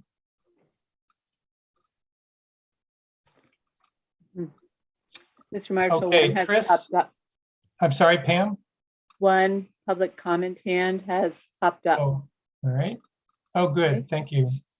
All right. Gigi Barnhill. We will move you over into the participants and you can make your comment. Give us your name and your address. Right. I'm Gigi Barnhill, Georgia Barnhill, and my husband, Jim Barnhill, 54 Larkspur Drive. We're just wondering about the tree trimming aspect of this. Because we like the full buffer, is there some reason to cut that back by half? All right. Thank you. Excuse me, I'd like to say, and also would that be part of, I'm hoping that would not be part of the permit that he would get at this point. All right, thank you. And I will say that I don't believe that buffer and the trees on it are a part of the approvals or the deliberation that we're having this evening. It did come up in the site plan review or the site visit we made yesterday. But it was sort of an ancillary conversation and was just sort of, Ron wanted to show us that area because I think at some point in the future, he thought we might be asked to think about it. Ron, do you want to make any comments on that topic? Well, the big worry right now is that lot that sits between 54 Larkspur and 19 Research Drive is heavily populated with white pine, and white pine is having some issues, and those trees may become dangerous to the point where they're capable of both falling on my building and 54 Larkspur Drive. Nate actually gave me quite a bit of information that has been done by the forestry department, I believe, at UMass. And so that's why I'm even thinking of removing some trees, and that will be, something that would be addressed in the future. It's certainly not part of this process, but, the Barnhills, I think probably should get that same information and, so they can make a good choice as to whether, if these trees start getting weaker, they certainly don't want a tree coming down on their house. Mm-hmm. And so Okay. that's, but this will be a private conversation that I'm happy to have with them as neighbors. And, and I want to protect my building, and I'm sure they want to protect theirs. All right, thank you, Ron. Janet. I don't have a question, but I did remember from the site visit that Mr. Laverdier said that the new sign that he wants to install will not be lit. And it seemed to be there were no changes in terms of increased or decreased lighting, except for the doorway, the new doorway. I don't know if we need to mention that as a condition or, since there's no additional lighting of that sign or anything like that. I know sign regs are very complicated and lighting can be testy also. So I just wanted to add that. Thank you. Chris, do you want to comment on that at all? I don't think I have any comments on that. But when we get to the end of this process here, you may want to list some conditions like you usually do. And I don't know if Nate has made a list of possible conditions yet. Okay. Well, we'll give him some time to scribble a few down. Jack. Yes, I was gonna move to close the hearing, but again, subject to any conditions that I'm not aware of. It seems like it's a fairly clean project, but we'll defer to Nate with regard to the conditions. But anyway, wanted to move that we close the hearing subject to any conditions that are formulated during the deliberation. Okay. Thank you for that motion. Tom? I'll second. All right. So board members, we have a motion on the floor to close the hearing. Do we want to have some discussion of potential conditions or any other topics before we have a vote to close the hearing? So thus far, the conditions that I've heard were to require the new path to the new entry to meet accessibility requirements. And there was some question as to whether we needed to note that there was no lighting on the new sign. But Chris, it didn't seem like you had any comments on that. So having a condition for something that's already proposed seems a little bit unnecessary. You could have a condition that says that the new sign will be unlit. Well, do we want to prohibit lighting? I mean, or are we simply okay with it not being lit? If you don't want to drive out there someday and find a light and be surprised, you could say that the new sign will be unlit. Okay. I don't want to muddy the waters, but it seemed like Mr. Laverdier didn't want to light the sign, and thought that it was adequate that people's headlights could see that. I do want to note he's asking for 5 different waivers. Would we be discussing that after we close the hearing when we discuss conditions? No, we'll discuss it now. Okay. I think we just at least go through them quickly. Right. All right. Chris or Ron, do one of you want to lead us through the waiver requests? Chris, Maybe you want to ask Nate to do that because okay, Nate is more sorry. familiar Yes. with. Okay, Nate.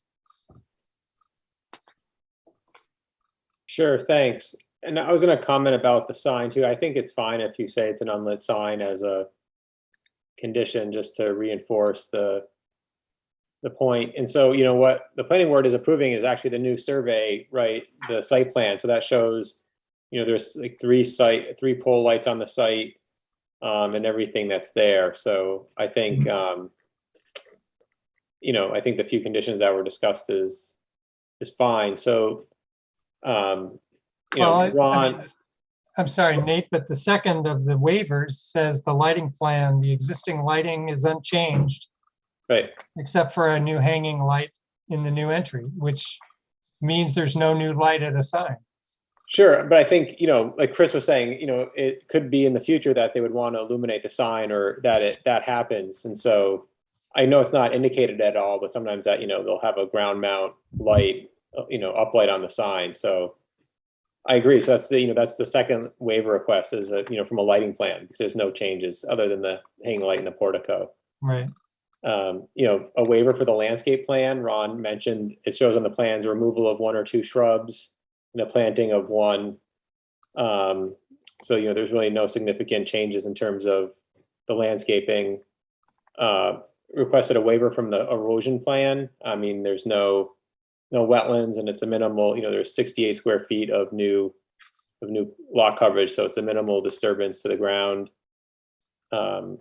A waiver from so I'm sorry, but it took me a minute to realize, and tell me if I've got this right. The waiver, for instance, for your first bullet under landscape plan, the waiver is not, we want to remove 1 shrub. The waiver is, we don't want to submit a landscape plan. Right. So we don't want to submit a landscape plan, a lighting plan, an erosion plan, and a sign plan, and a traffic impact statement. Those are the waivers. Right, so typically those would be, those first 3 or 4 might be separate sheets, developed by an architect, and then the traffic one would be either a letter or a study done by an engineer. So the waiver request is for producing those documents. Okay. All right, thanks for that clarification. Chris, you still have your hand up? Are you? Yeah, I wanted to clarify something, and that is that when Mr. Laverdiere came in to us to propose what he has proposed, he didn't have a survey of the property. He had something that was a partial plan based on the construction drawings for the building. So Mr. Mora, Rob Mora, the building commissioner, recommended that we require a survey of the property. So he has gotten a survey of the property. So as part of what you're doing tonight is that you are acknowledging the receipt of this survey. And I think, there's no reason to think that the survey isn't correct. So you might actually go as far as approving this site plan the way it's shown. And it's shown as the existing conditions, and then the proposal to add the sidewalk, add the walkway, and move the shrub and add the sign. So you're kind of approving this plan, even though it's not being built now, the whole thing isn't being built now.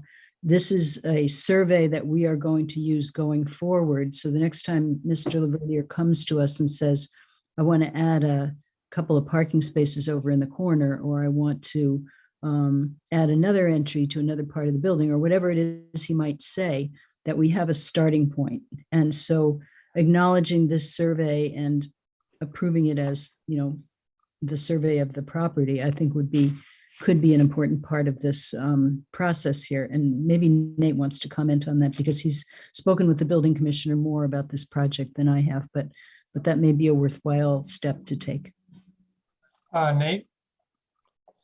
No, I think Chris summarized it well. So, as site plan review, any documents associated with this become, they supersede anything in the past. And so really it's this new survey of existing conditions becomes what is being approved. And so, there aren't many changes from what were approved previously when it was built, except for, as Chris noted, what Ron's recommending now or asking for now, the sign, the walkway, and, the minor change to the landscaping. So this becomes the new site plan for the property.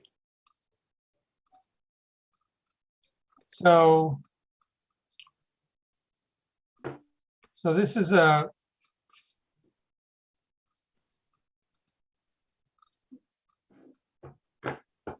this is actually a site plan review hearing. Yes. And so we're going to be accepting the site plan. And the questions regarding the waivers is whether we accept it in the absence of the 5 or 6 documents that are typically prepared. Mm-hmm. Yes. Would that be accurate? Yes. Okay. All right. So is there more, I think, do we have any more discussion of this? Are people, we can go ahead and have our vote to close the hearing. And then we're going to need to have another vote on this site plan review. Does anybody want to have any more discussion before we have those 2 votes? I think it's better to get all the discussion done and then go through both votes as part of the hearing. Okay, so not seeing any hands. And all right, Jack, your motion is on the floor, and I forget who seconded, maybe Tom. So we'll go through and move. This is a motion to close the hearing. Maria. Approve. And Jack. Approve. And Tom. Aye. All right. And Janet. Aye. Johanna. Aye. And I'm an aye as well. All right, so the time is 8:11 and the hearing is closed. Now, I will ask if anybody wants to say anything else about this topic. Not seeing any hands, so we'll go ahead into the vote so I need a motion for accepting the site plan and accepting the site plan review without the 1, 2, 3, 4, 5 documents that were requested as a waiver. So that would be the landscape plan, the lighting plan, erosion plan, siting plan, and traffic impact statement. Does anybody want to make that motion? Johanna, I move to approve the site plan without the 5 documents, or granting the waivers for the 5 documents. okay. Thank you, Johanna. And Jack? Yeah, as moved there by Johanna. So you'll second that. Now, is this the final motion that you're going to make? Because you may want to include the conditions. that it satisfies the requirements of section 11.24, the criteria of section 11.24, the relevant criteria. You usually don't go through all of the criteria for a small project like this, and then establish conditions, and you may want to roll the conditions into this motion. Right. Okay, so Johanna, we may need to go through this again. Let's do it. So, or amend it, that we've had 2 conditions we've talked about. One is that the entrance would be accessible, and the other is that there be no illumination of the new sign. And normally you also have a condition that says that this project will be built according to the approved plan. Right.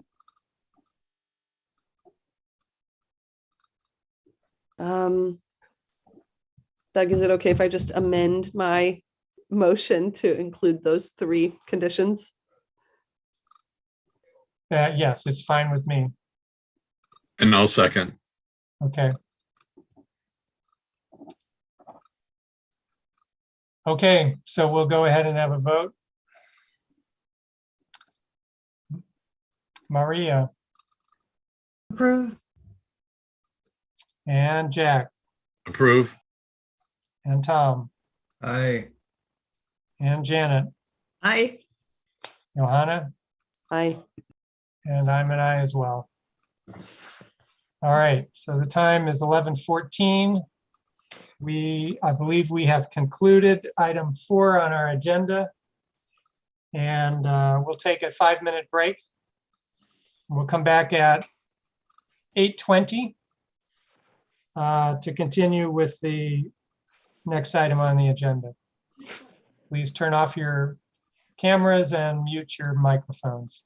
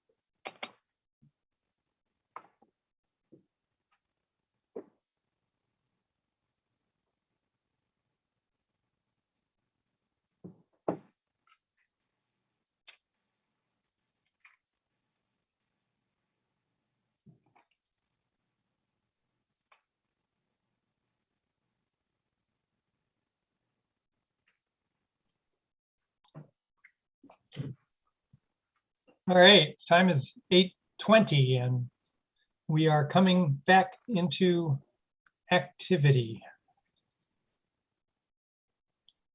Looks like we've got a couple more people to arrive.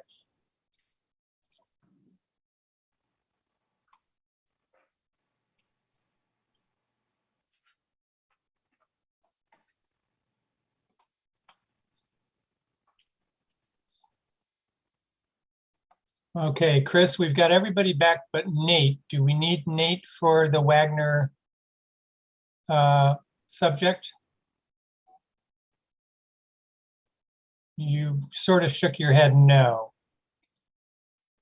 I forgot I was muted. I'm back. Okay. Okay, Don't so need. we don't, so you are saying we don't need to wait for Nate? No waiting for Nate, no. Okay, all right, so, the time is 8:21. We are ending our break and we are resuming the agenda with item 5, review of management plan and site plan. This is for SPR 2022, excuse me, -07. James and Joseph Wagner, Wagner Wood, 305 Northeast Street. Chris, are the Wagners here this evening or will we be discussing their submissions without them? You will be discussing the submissions without them, and I don't think Mr. Reedy's here any longer either, is he? I don't see him in the attendees. No, I don't see him either. Yeah, Okay. so I don't think he was proposing to be here either. So I'll just explain that, as you know, you approved the Wagner Farm stand back in January. We finally got the decision written and it was signed this week and filed with the town clerk. And there were 2 items that were kind of hanging out there. And one was the a revised site plan showing at least one new handicapped parking space closer to the building. And they have submitted a site plan showing that. And the other thing was that they changed their management plan to allow them to be open a little bit longer. I think it was from dawn until 8 o'clock in the evening. So if Pam could bring up the site plan and the management plan for that project, it was part of your packet towards the very end. Right. And you could decide whether you're going to approve those 2 things or not.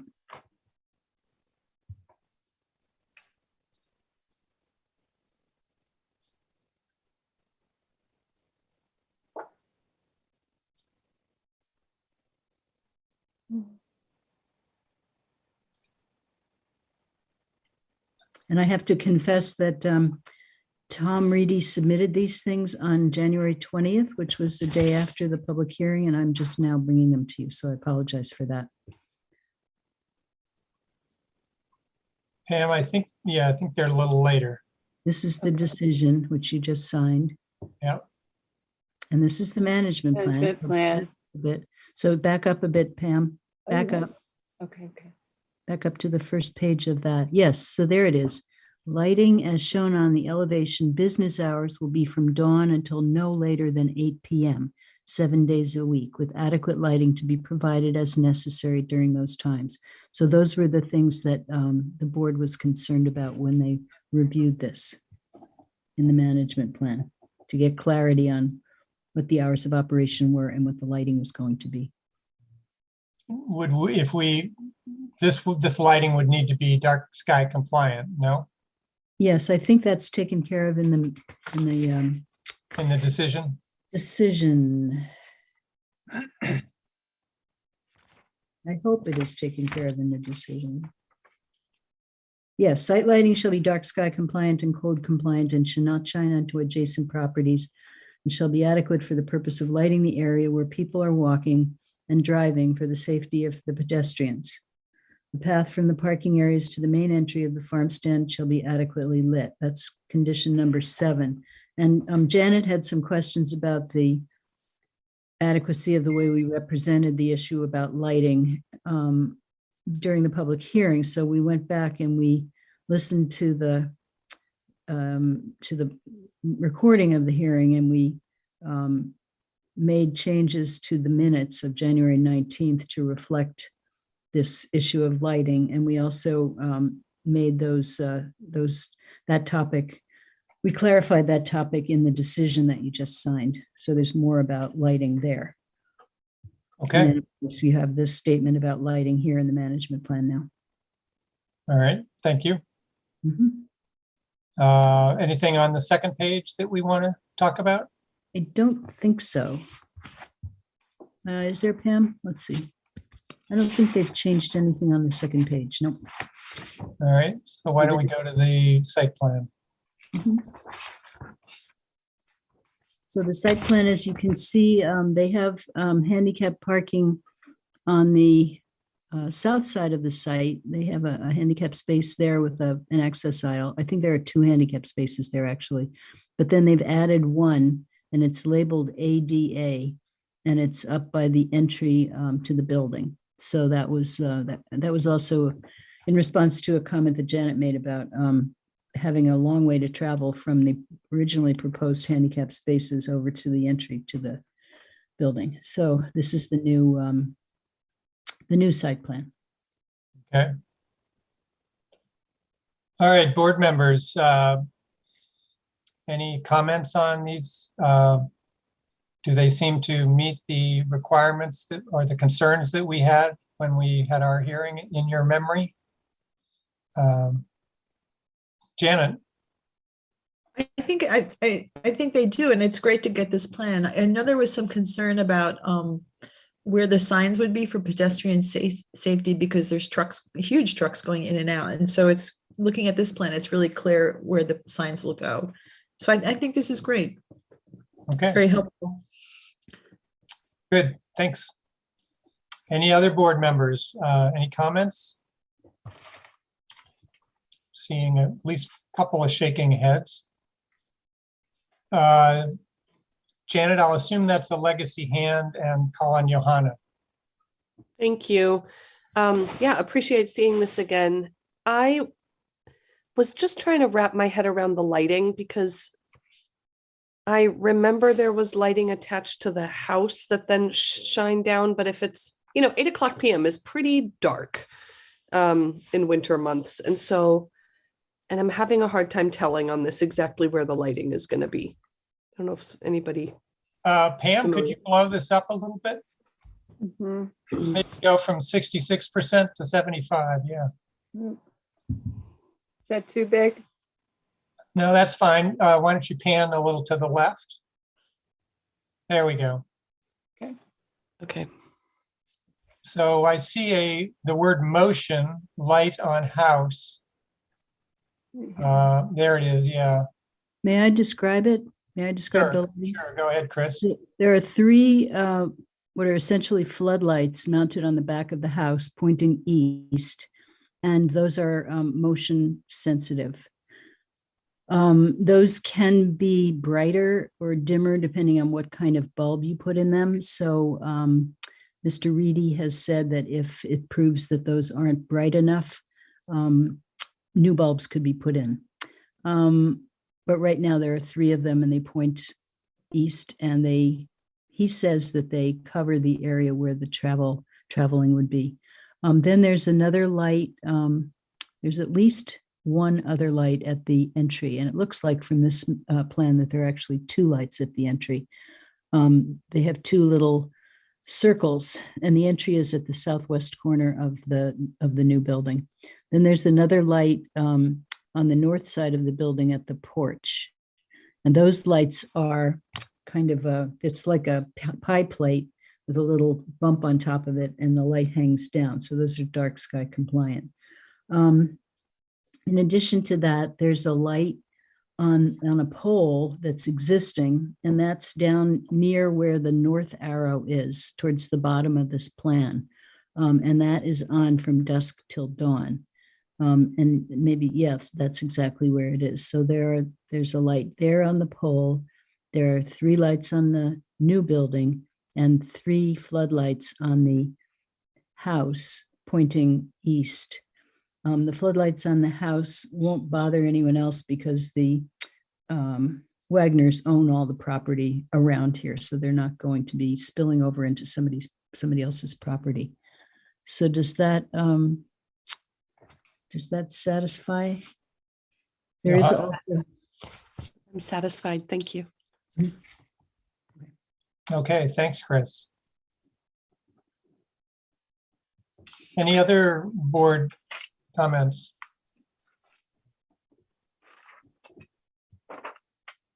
Not seeing any. Do we have any public comment on this site plan or the management plan? Don't see any hands there either.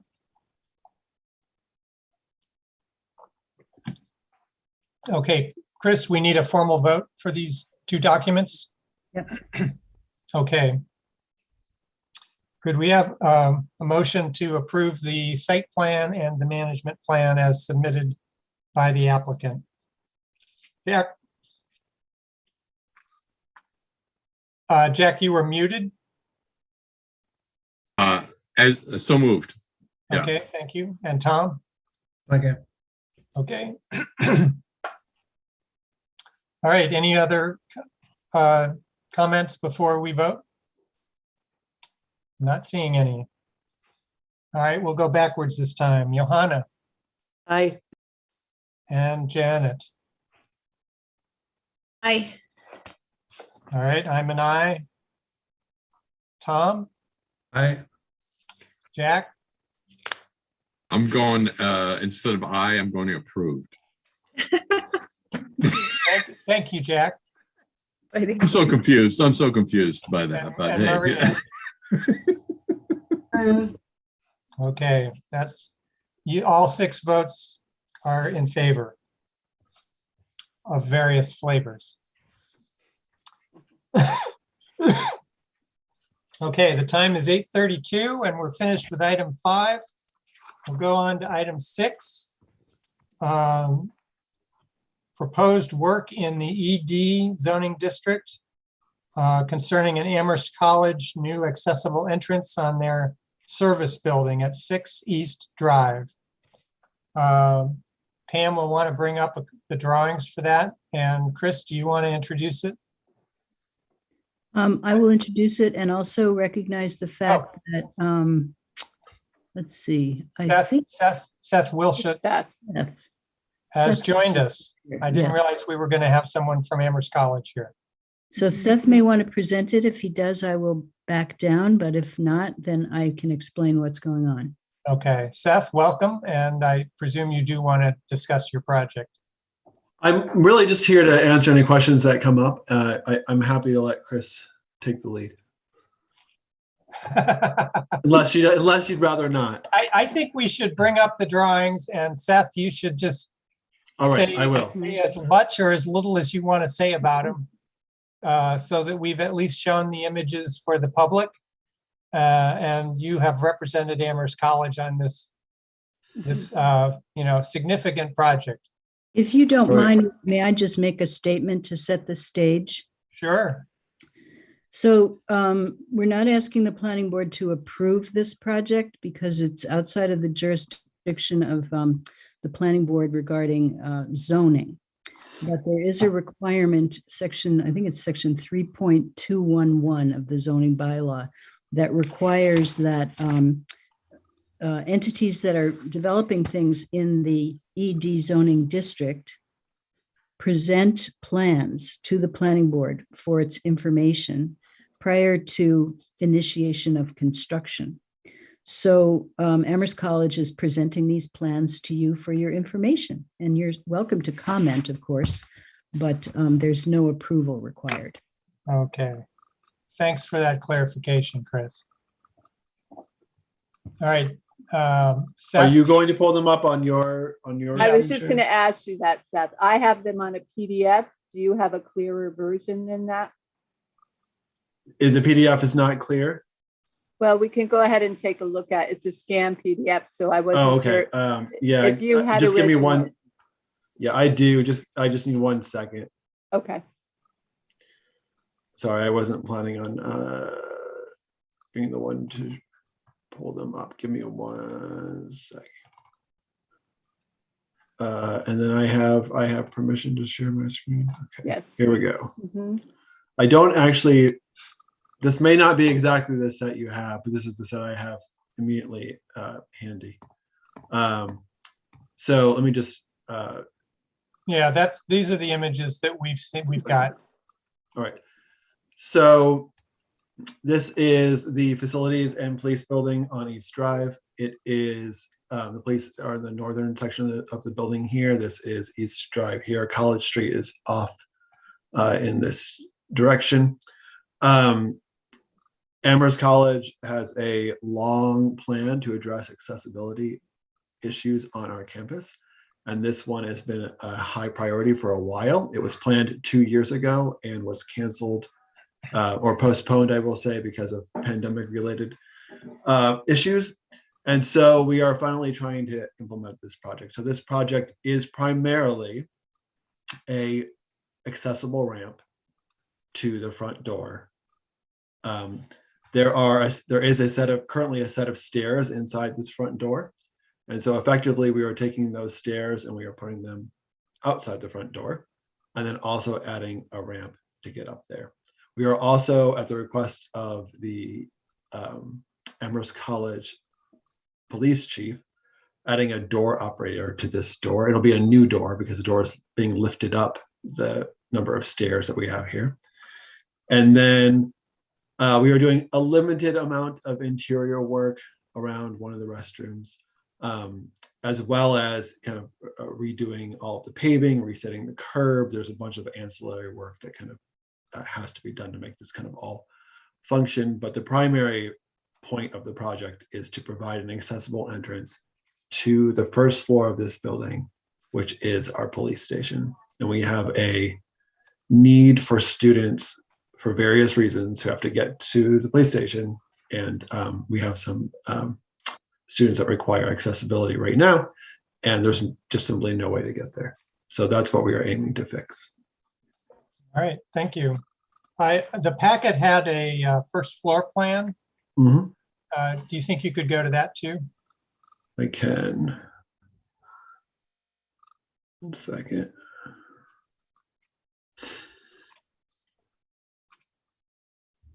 Sorry, there's a lot of drawings here. So That's it. here we There, are. there you go. That's it. Yeah, so this is the new stair. This is infill where the existing stair is. The ramp comes up this way, up this way, up this way. The first 2 legs are below the Massachusetts Access Board requirement for needing handrails because they're below 5%. So the first 2 legs don't have handrails, and then this section does have a handrail. This is a new door and a door operator on that door. This is a new vestibule door just because we had to put a new door in to make it kind of all work.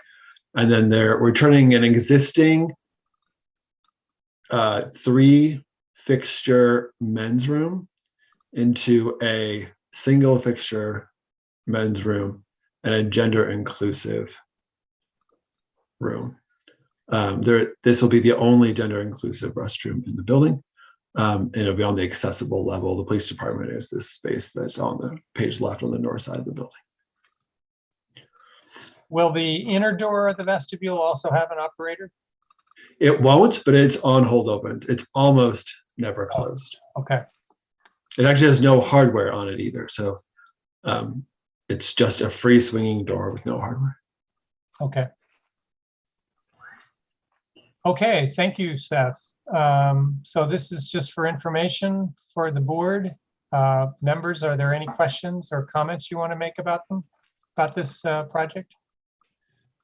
Janet. I think this is great to make the building more accessible, especially such an important one. I had 2 questions. One of them was the diagram I had didn't show the parking spaces around. I know they're all around the building, and I was wondering how close the ADA spaces were to the ramp. I can show you. This is 1 second. Drainage plan. So they are across the street. So this parking here is all designated police parking. So the police have a side entrance that comes in over here. So this is all police. So there, and then this is temporary delivery parking, and then there's staff parking back here. So the only kind of available parking is right here. So this is the ADA space right there. And so space 11 is the closest space to the ramp. I'm Space 11, yeah, so apologies. This plan is slightly old. Space 11 doesn't actually exist anymore. There's a big tree here we're trying to take. So actually these two spaces don't exist. So we should only count 1 through 9. And it is the closest, but we lose 2 spaces by making a space there because the crosswalk is here, and the crosswalk is aligning. It's a little hard to tell because it goes off the page here, but the crosswalk is aligning with the existing sidewalk. And by allowing us to use this space as the required adjacency space that no one can park in for a van accessible spot, we don't have to take up 2 spaces to get a space in. So this is the route. So you park here, and then you have a path, right? And then you obviously would go up. And if you're not parking here, if you're just coming from another place on campus, right, you'd be coming across this path too.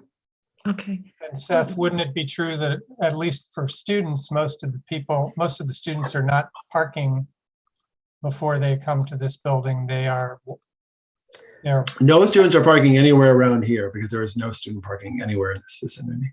There is student parking across the railroad tracks, but there's no accessible route from those locations. So accessible, in terms of accessible parking that a student could use, they would not be coming from here unless it was they could be parking for immediate, for an immediate use if they came and parked solely to come to our building. But if they were coming from somewhere else on campus, they wouldn't be parked in this vicinity. So the parking that spaces 1 through 11 would be visitor parking then potentially? No. Oh. No. So who parks? Those spaces are reserved for facility vehicles and for in a couple of cases for geology vehicles. Because this is our primary maintenance, mechanical and plumbing shop right here. And their facility vehicles occupy the majority of these spaces. And then geology, which is a building right here, gets 2 of them too. So visitor parking is across the parking lot. Okay, so somebody who needs an ADA spot could go into those 2 spots. Yes. Okay. So the other question I had was thinking about New England and ice, particularly in our new climate, and not having the handrails on the first section, because that was the first thing that popped out. It looks really attractive as a ramp, but I wondered if it was icy conditions and someone had mobility issues, if they'd want to grab onto something. Not saying anything. Yeah, so I mean, no sidewalk, right, would ever have a handrail, right? And almost all of them are steeper all over the city than 4.8%, right? So this is, it's the idea is to make it as gracious as possible. And 5% is both the ADA and the Massachusetts Architectural Access Board regulation for where you need a handrail. Mm-hmm. So the idea is to really kind of try to make it less impactful on a building. This is a McKinley and White iconic building on campus, one of many we have of theirs, but one of the better ones. And so we're trying to be really respectful to the building. We do have a way to drain. That's what these little, I'll call them scuppers are here and here. And there's a drain at the top. And so we're trying to funnel water off the ramp as much as possible. And then of course our groundskeepers maintain it in terms of ice removal. But yeah, we are not proposing to put handrails on the non-technical ramp sections. So I appreciate the aesthetics of it, but having spent quite a bit of time with people with mobility issues and very slow movers, I think some kind of subtle but attractive handrail would be really helpful to somebody who's having trouble moving. If somebody has a walker, or a cane, I think having a handrail would, maybe you could put it on the wall so it's not as noticeable, but I think it would be really helpful to someone And then also we have a disability committee that maybe you could check in with and get some ideas from too. So those are my comments. All right, Thank thank you, Janet. Jack.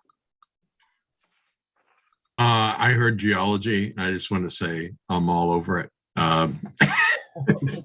But I do agree, with Janet's comments about, accessibility. So that's all. Okay, thank you, Jack. Any other comments from the board? All right. Any comments from any of our public attendees?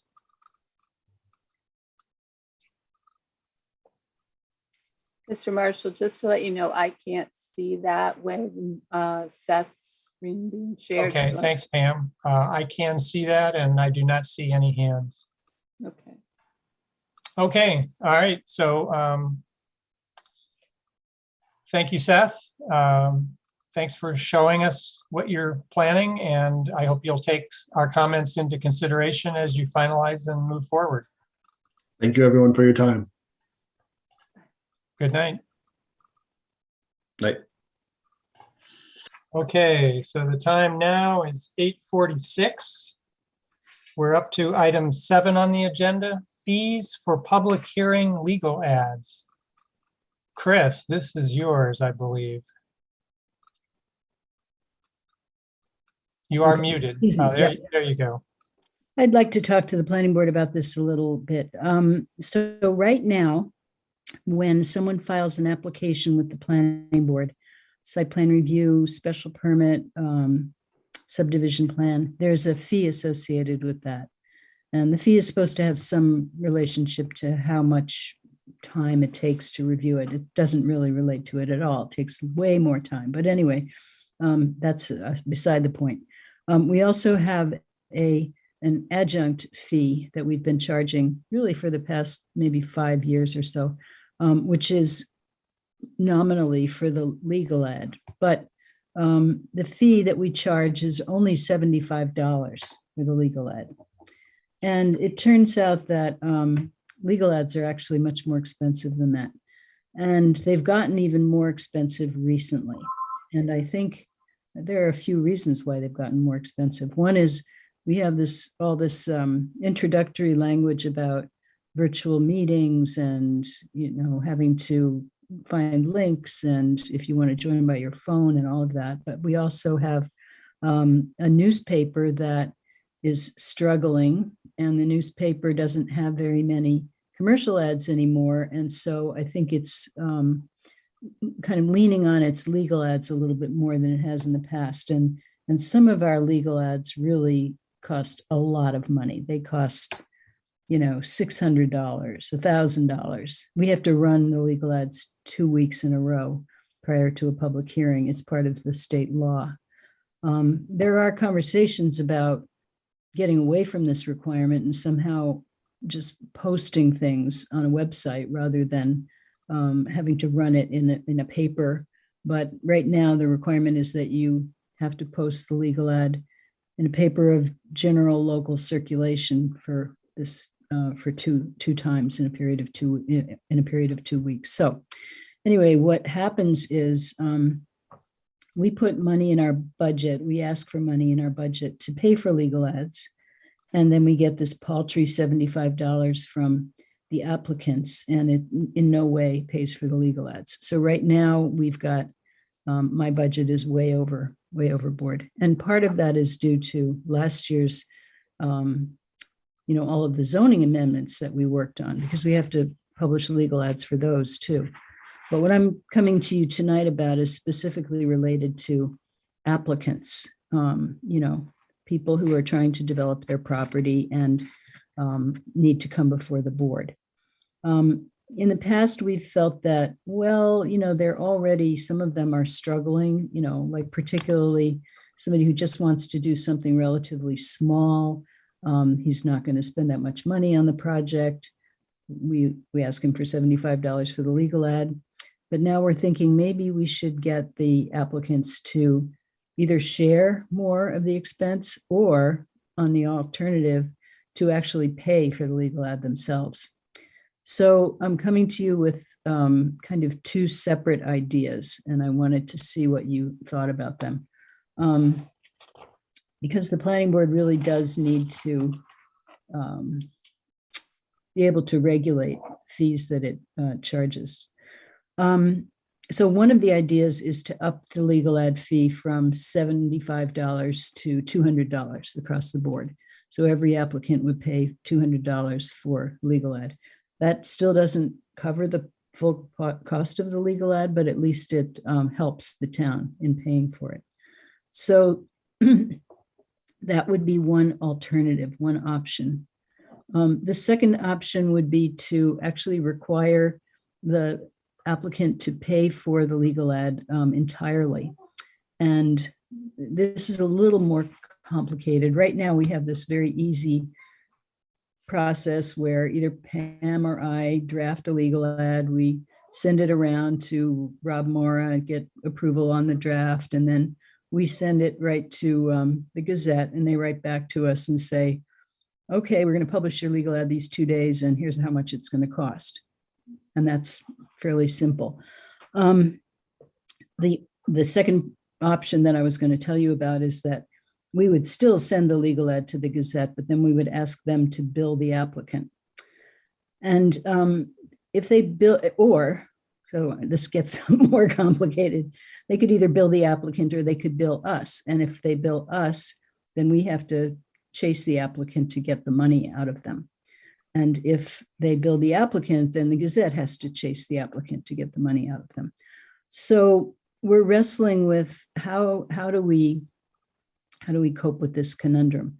The way the Conservation Commission handles it is they submit the legal ad to the Gazette the same way that we do, and then they receive a bill from the Gazette.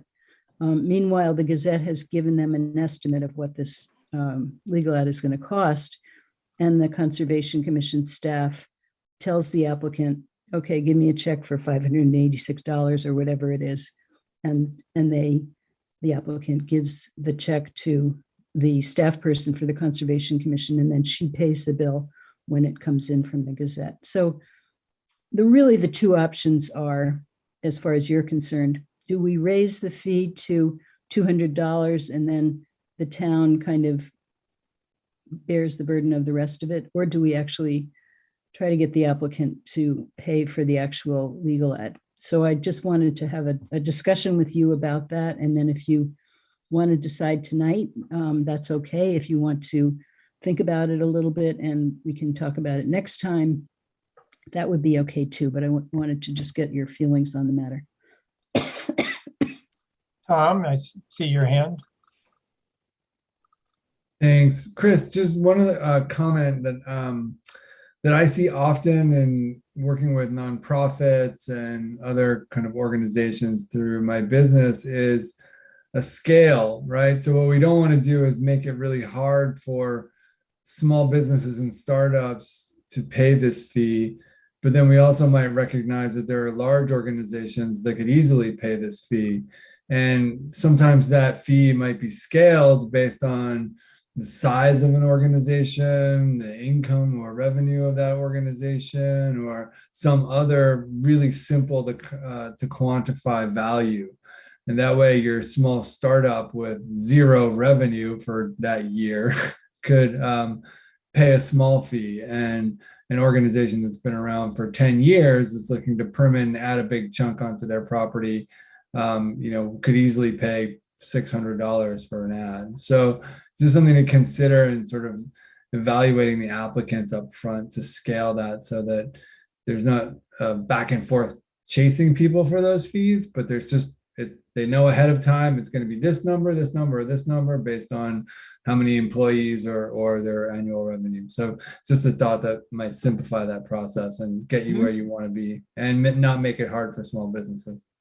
That's a good suggestion. Thanks, Tom. Maria? Thanks. That might be hard to ask for private information like that, Tom, as far as like how many employees and what's your annual profit or whatever, but I think the building, isn't the building permit fee based on square footage? So if someone's doing like a mega apartment complex, they can afford, that additional fee versus a single family home. Isn't it by square footage, I think? And so that might be an easier way that's not like asking for, a business's sort of, income. So, square footage is a way to also kind of get a feel for that. I mean, I know that some nonprofits do larger buildings, but by the time they're doing a project that size, they probably have, the capital to pay for things like that. So it's just another kind of similar to what Tom was saying. Yeah, that idea came to my mind too. I think the building permit is based on the dollar value of the construction that's going to be happening. And obviously at the beginning of a project, when you're looking for permitting, you don't really know exactly, but you probably have some general sense of what you think you're gonna, or what you have available to spend. So it could be dollar value or it could be square footage. Like the project we just saw, there's no, or, if they were just building the ramp, there's, or even the project at Research Drive we saw tonight, there's no interior square footage. So, is it overall square footage or whatever? So anyway, that just some more ways to think about it. Mhm. Okay. I was going to ask, what's the average cost of one of these things?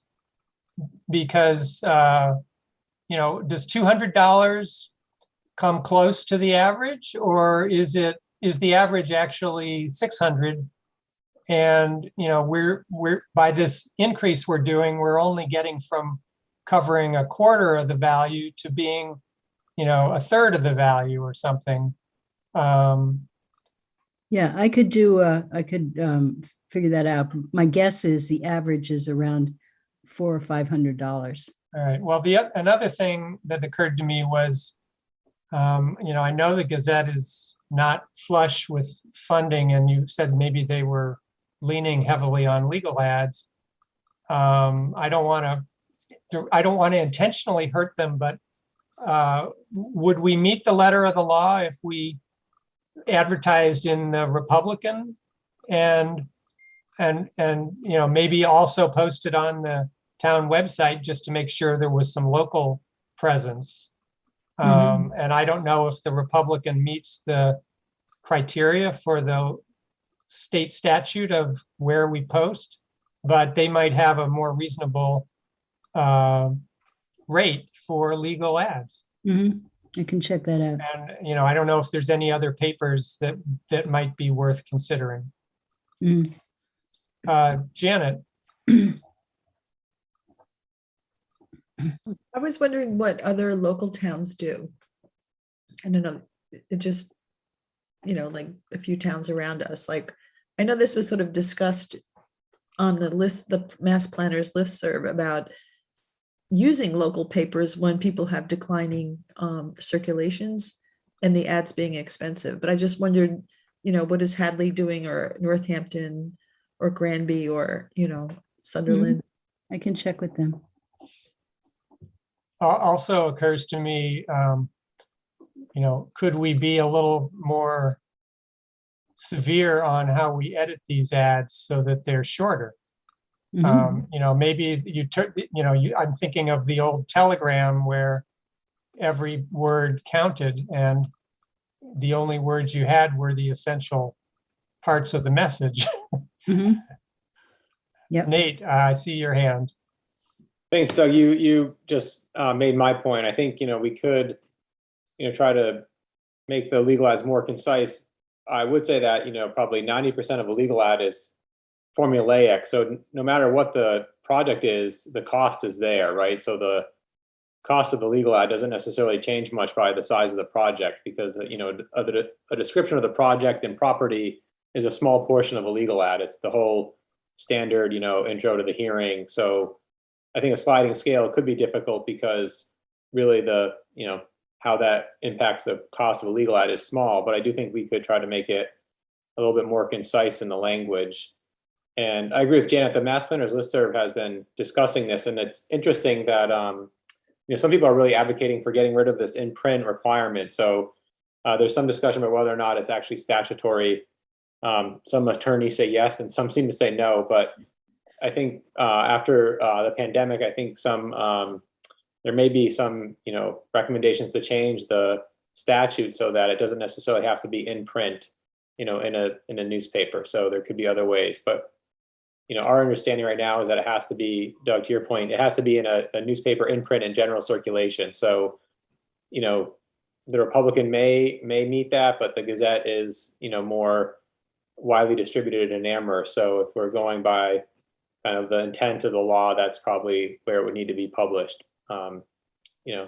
If changes to the open meeting law happen too, in terms of remote meetings, I don't know if then public hearing notifications will come next, in the next year or so, but for now it still has to be in print. Okay, thanks, Nate. So Chris, I don't I'll know do if this some was helpful, but you've gotten a few ideas. Yeah, I'll do some research and calling around, as Janet suggested, and try to get a sense of what the average legal ad is, and come back to you with that information. So thank you. Yeah, and I do think if you come back with a sliding scale, it ought to be, the bottom end ought to be some fraction of the average, and the top end ought to be some multiple of the average.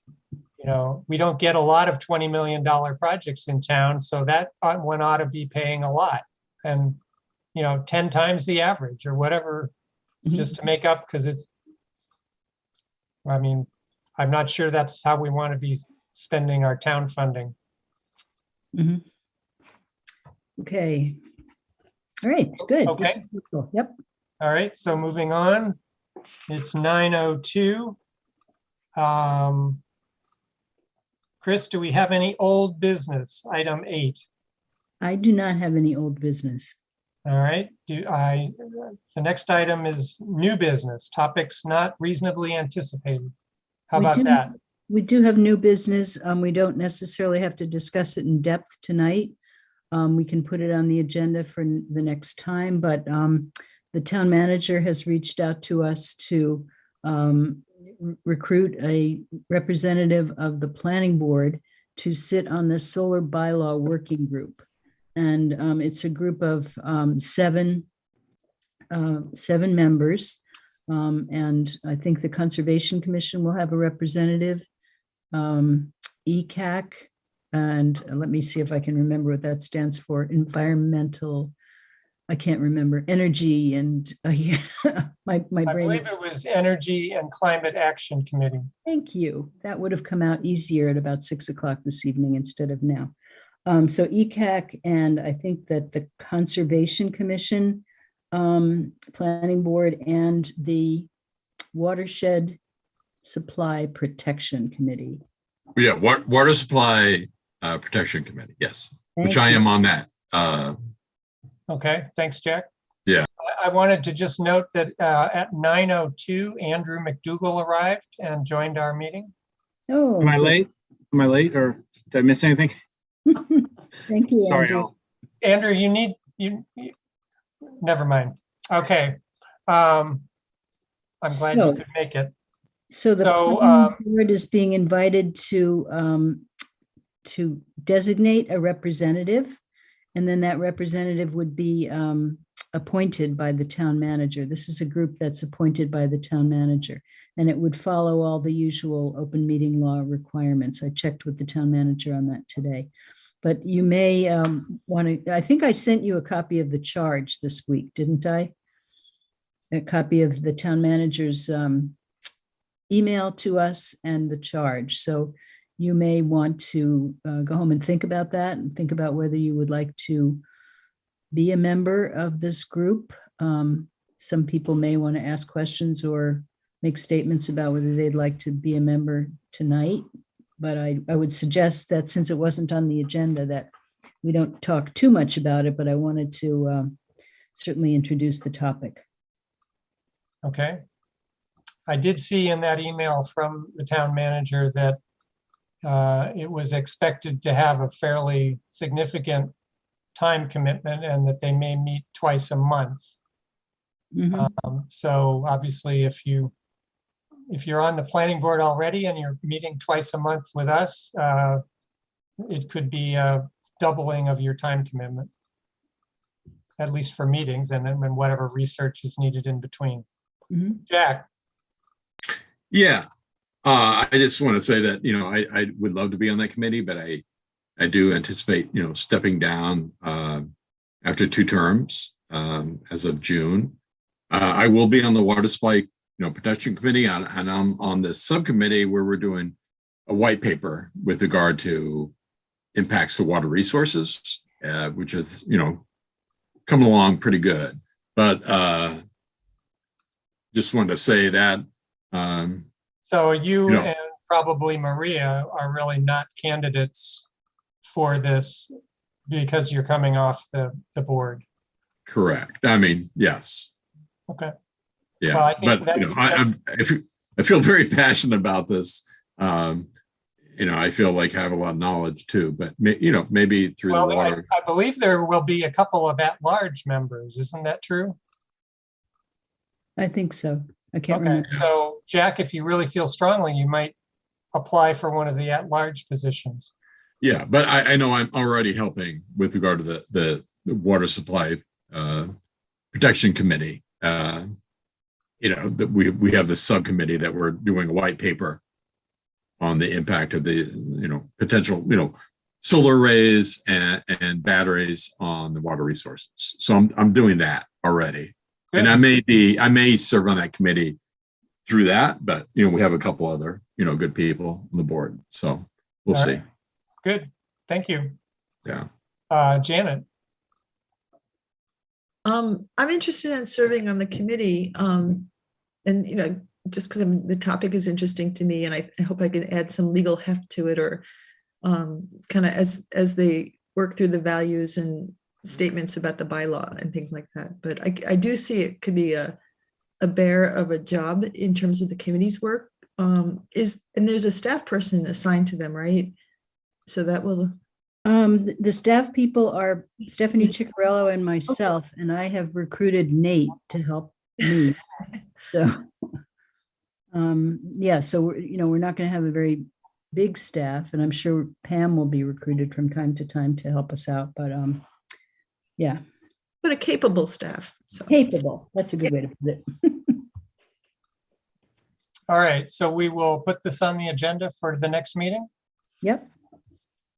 And should people, if they're interested, email you in the interim, or do you want to wait until the meeting to hear that? No, people could email me and I could make a list, and that would be a good thing to know. Yep. Okay. And I wanted to say one thing that I've heard recently, that the 6-year limit on service is kind of more of a guideline than a strict requirement. So people who have been on boards and committees for 6 years, I think if there are people waiting in the wings who are well qualified, they may be, given preference. But if there aren't those people waiting in the wings who are qualified, and the people who are in the position now want to continue to serve, I think there's an openness to that there hasn't been in the past. So I just wanted to make sure that everybody knew that. Okay. All right. Any other new business not anticipated? I can't think of anything. No.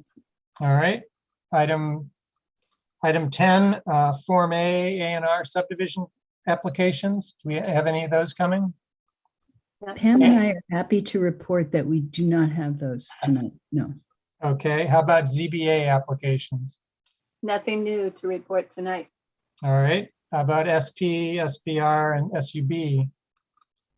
Nothing new to report. Okay. I think I've reported things already. All right. Item 13, Planning Board Committee and Liaison Reports. We'll start with Jack, PVPC. Yeah, we had, an executive committee meeting where I think we approved, it seemed like a lot of e-bike type, stations throughout, Western Mass. That seemed, and then we have a quarterly meeting next week on the 14th, Thursday. But again, I'm willing to stay on the Pioneer Valley Planning Commission as like an alternate, and I can preserve that, executive, committee seat for Amherst. But that's something that needs to be worked out. If I indeed step down from the planning board, I just want to, throw that out there. I can't really say, what value I really bring to Amherst being on the executive committee, but I just, I do enjoy, I think that the Pioneer Valley Planning Commission provides an important mission, to our region. And I'm 100% behind what they do. Mm-hmm. So just want to say that. So I could be an alternate if I'm not on the planning board, but it would have to be, ferreted out. Right. Chris, So- is there some sort of policy that one of the board members is a delegate to the PVPC? Usually one of the board members is a member of the PVPC, yes. And the board as a whole, designates that member. Right. I think town council has some thing to do with that, whether it's just approval of the designation or not, I don't really know. And then there is usually an alternative, and often what has happened in the past is that a planning board member is the actual member of the PVPC, and then a staff member is, or another outside resident is the alternative. Yeah, for example, the gentleman in Belchertown, I can't think of his name, the planning director there in Belchertown. Doug Albertson. Yeah, so he's on the executive committee, and obviously, he's more of an alternate sort of thing, but because he's not on the planning board, whatever. And there's other towns, I think, Springfield, they're, one of their planning folks are representative, but they don't really have a planning board, representative. I don't understand why towns don't participate, within the Pioneer Valley Planning Commission meetings. It just seems like, it confuses me because it's like, why wouldn't you? But there's a lot of towns that don't, participate, but they pay into it. So, all right. Well, it sounds like once we have our new board members, we can, review what the different board liaison openings are and find out if, who wants to be involved with the PVPC. And I assume you can keep being involved, without sort of having the Amherst hat on. Well, I mean, I would have to be, to keep my position, I would have to be an alternate is all, versus I'm the primary now. So I think Paul Balkman or, the town council would have to get involved with that. But I mean, yeah. All right. Thanks, Jared. Andrew, CPAC. No updates. Okay. Tom, DRB. No updates this week. All right. Chris, CRC. So last time we spoke with CRC, we talked about a couple of things. We talked about the comprehensive housing policy, and the CRC had asked the planning department to look through the comprehensive housing policy and come up with some zoning amendments that might further the cause of the housing policy. So we made a presentation at the last CRC meeting. I'm trying to remember the date. I think it was March 31st. And among the things that we talked about were for the apartments category, to divide the apartments category into class 1 and class 2. And I think that people who are familiar with the past work of the zoning subcommittee will remember those discussions. And the class 1 might be between 3 and 24 units, and the class 2 might be 25 units up.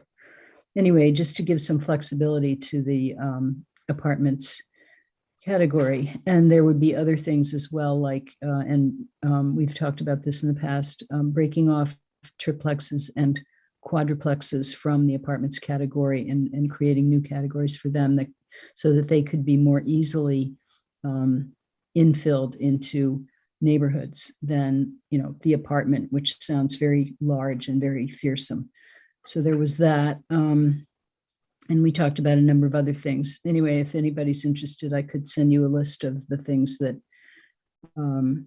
I presented as possibilities. And what's happening is the CRC has this matrix, and they've put into it all the zoning amendments that we worked on last year, whether they were approved or not approved, and what their status was. And then things that we wanted to work on but didn't get to. And so they have this big matrix, and eventually they're going to kind of shake it up and decide, okay, what are the things that rise to the top that the CRC and the town council want to move ahead with, say, starting in July. That's what they're looking ahead to, because they recognize the fact that we're busy now with solar bylaw, flood mapping, and other things. So that's what we talked about. We also talked to them about the rental registration program, which several of the counselors are very interested in. They're interested in making it more strict, more robust, that there might be a change in the fee to people who are renting their property, and just making it, just strengthening it. So Rob Mora is working on that, and we had a long conversation about that. And the other thing that that the CRC wants to work on with us is bringing Article 14 into some level of permanency. So things that are currently permitted via Article 14, which you will remember was the temporary zoning during the COVID crisis, that, things that don't really require a special permit, can we make them permanent? So we're talking to them about that. So those are the things that right now the CRC is focusing on. I think the rental registration project is huge, and that's going to take up a significant amount of their time going forward over the next 6 to 12 months, but we'll see. So. All right. Thanks, Chris.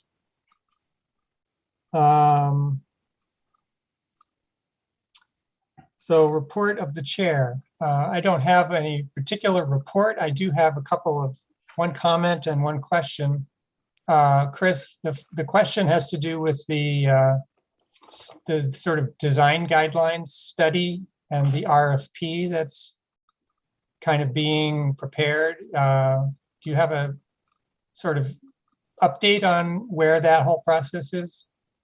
Yes, Nate has written an RFP for the design standards. We're calling it standards now because we want to make it more of a requirement than a guideline. And I think, if I'm not mistaken, that we're planning to bring that to the planning board on the 20th of April. Is that right, Nate? Nate is nodding his head. Okay. So your that's meeting, correct. Yep. Yeah, you'll see the current draft of the RFP. So this is a project that, we'll all be working on together, and it's really, the town manager who puts out RFPs, but I know that the planning board has been interested in what the contents of this is going to be. And so, we're going to show it to you for your comments and suggestions. Okay, thanks.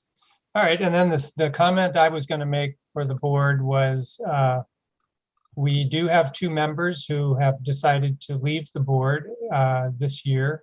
So we're going to need 2 new members. And this is the time of year where if you know people who would be great planning board members, please talk to them and encourage them to put in an application when that opens. And I think it's actually available to submit anytime. And so, in fact, I think it was today I received an email from Mandy Johanneke from the CRC asking me to put together the comments that the chair usually gives for what we're looking for in candidates. So it seems like this year's process is starting. And so I would encourage everybody to think of all your friends and talk to the people who would be great planning board members. Maria, I see your hand. Yeah, I in fact preemptively asked some people, and they are going to put throw their hat in the ring. And I had asked architects just because it's nice to have some, people from a variety of backgrounds, but I think in particular architects. So I asked a couple one. So one definitely is a yes. I think Manny Jo had reached out to me as well and asked if I was going to reapply, and I said no, but that I knew someone in particular in town was going to apply, and she said, "Oh yeah, he already did." So hopefully, yeah, you'll have a really strong board. I mean, you already are really strong, but hopefully, yeah. I didn't want to leave you high and dry. I had a really good person in mind, so hopefully they'll be a contender. Okay, thanks, Maria and Jack. Yeah, I just want to say I really enjoy working with everyone on the board, and I think we do such good work. And the year I was chair, it was a rough one. Lots of meetings, maybe too many. But boy, we definitely pushed the ball forward through that, and so. I'm just saying that, because Chris kind of mentioned, I'm at 6 years, but if someone doesn't rise, to everybody's satisfaction, I could consider, doing more because of everything. But I am so thankful for Doug taking on the chair. It has made my life, much more tolerable. And again, I think this board is well composed, and y'all done pretty good job. So except Andrea, who showed up late tonight. So but that's all right. All right. Thanks, Jack. Obviously we're not the ones that pick the next members. CRC will, and then I guess the council. So Jack, if you want to keep your hat in the ring, you probably need to put in an application. You're not going to win on a write-in vote.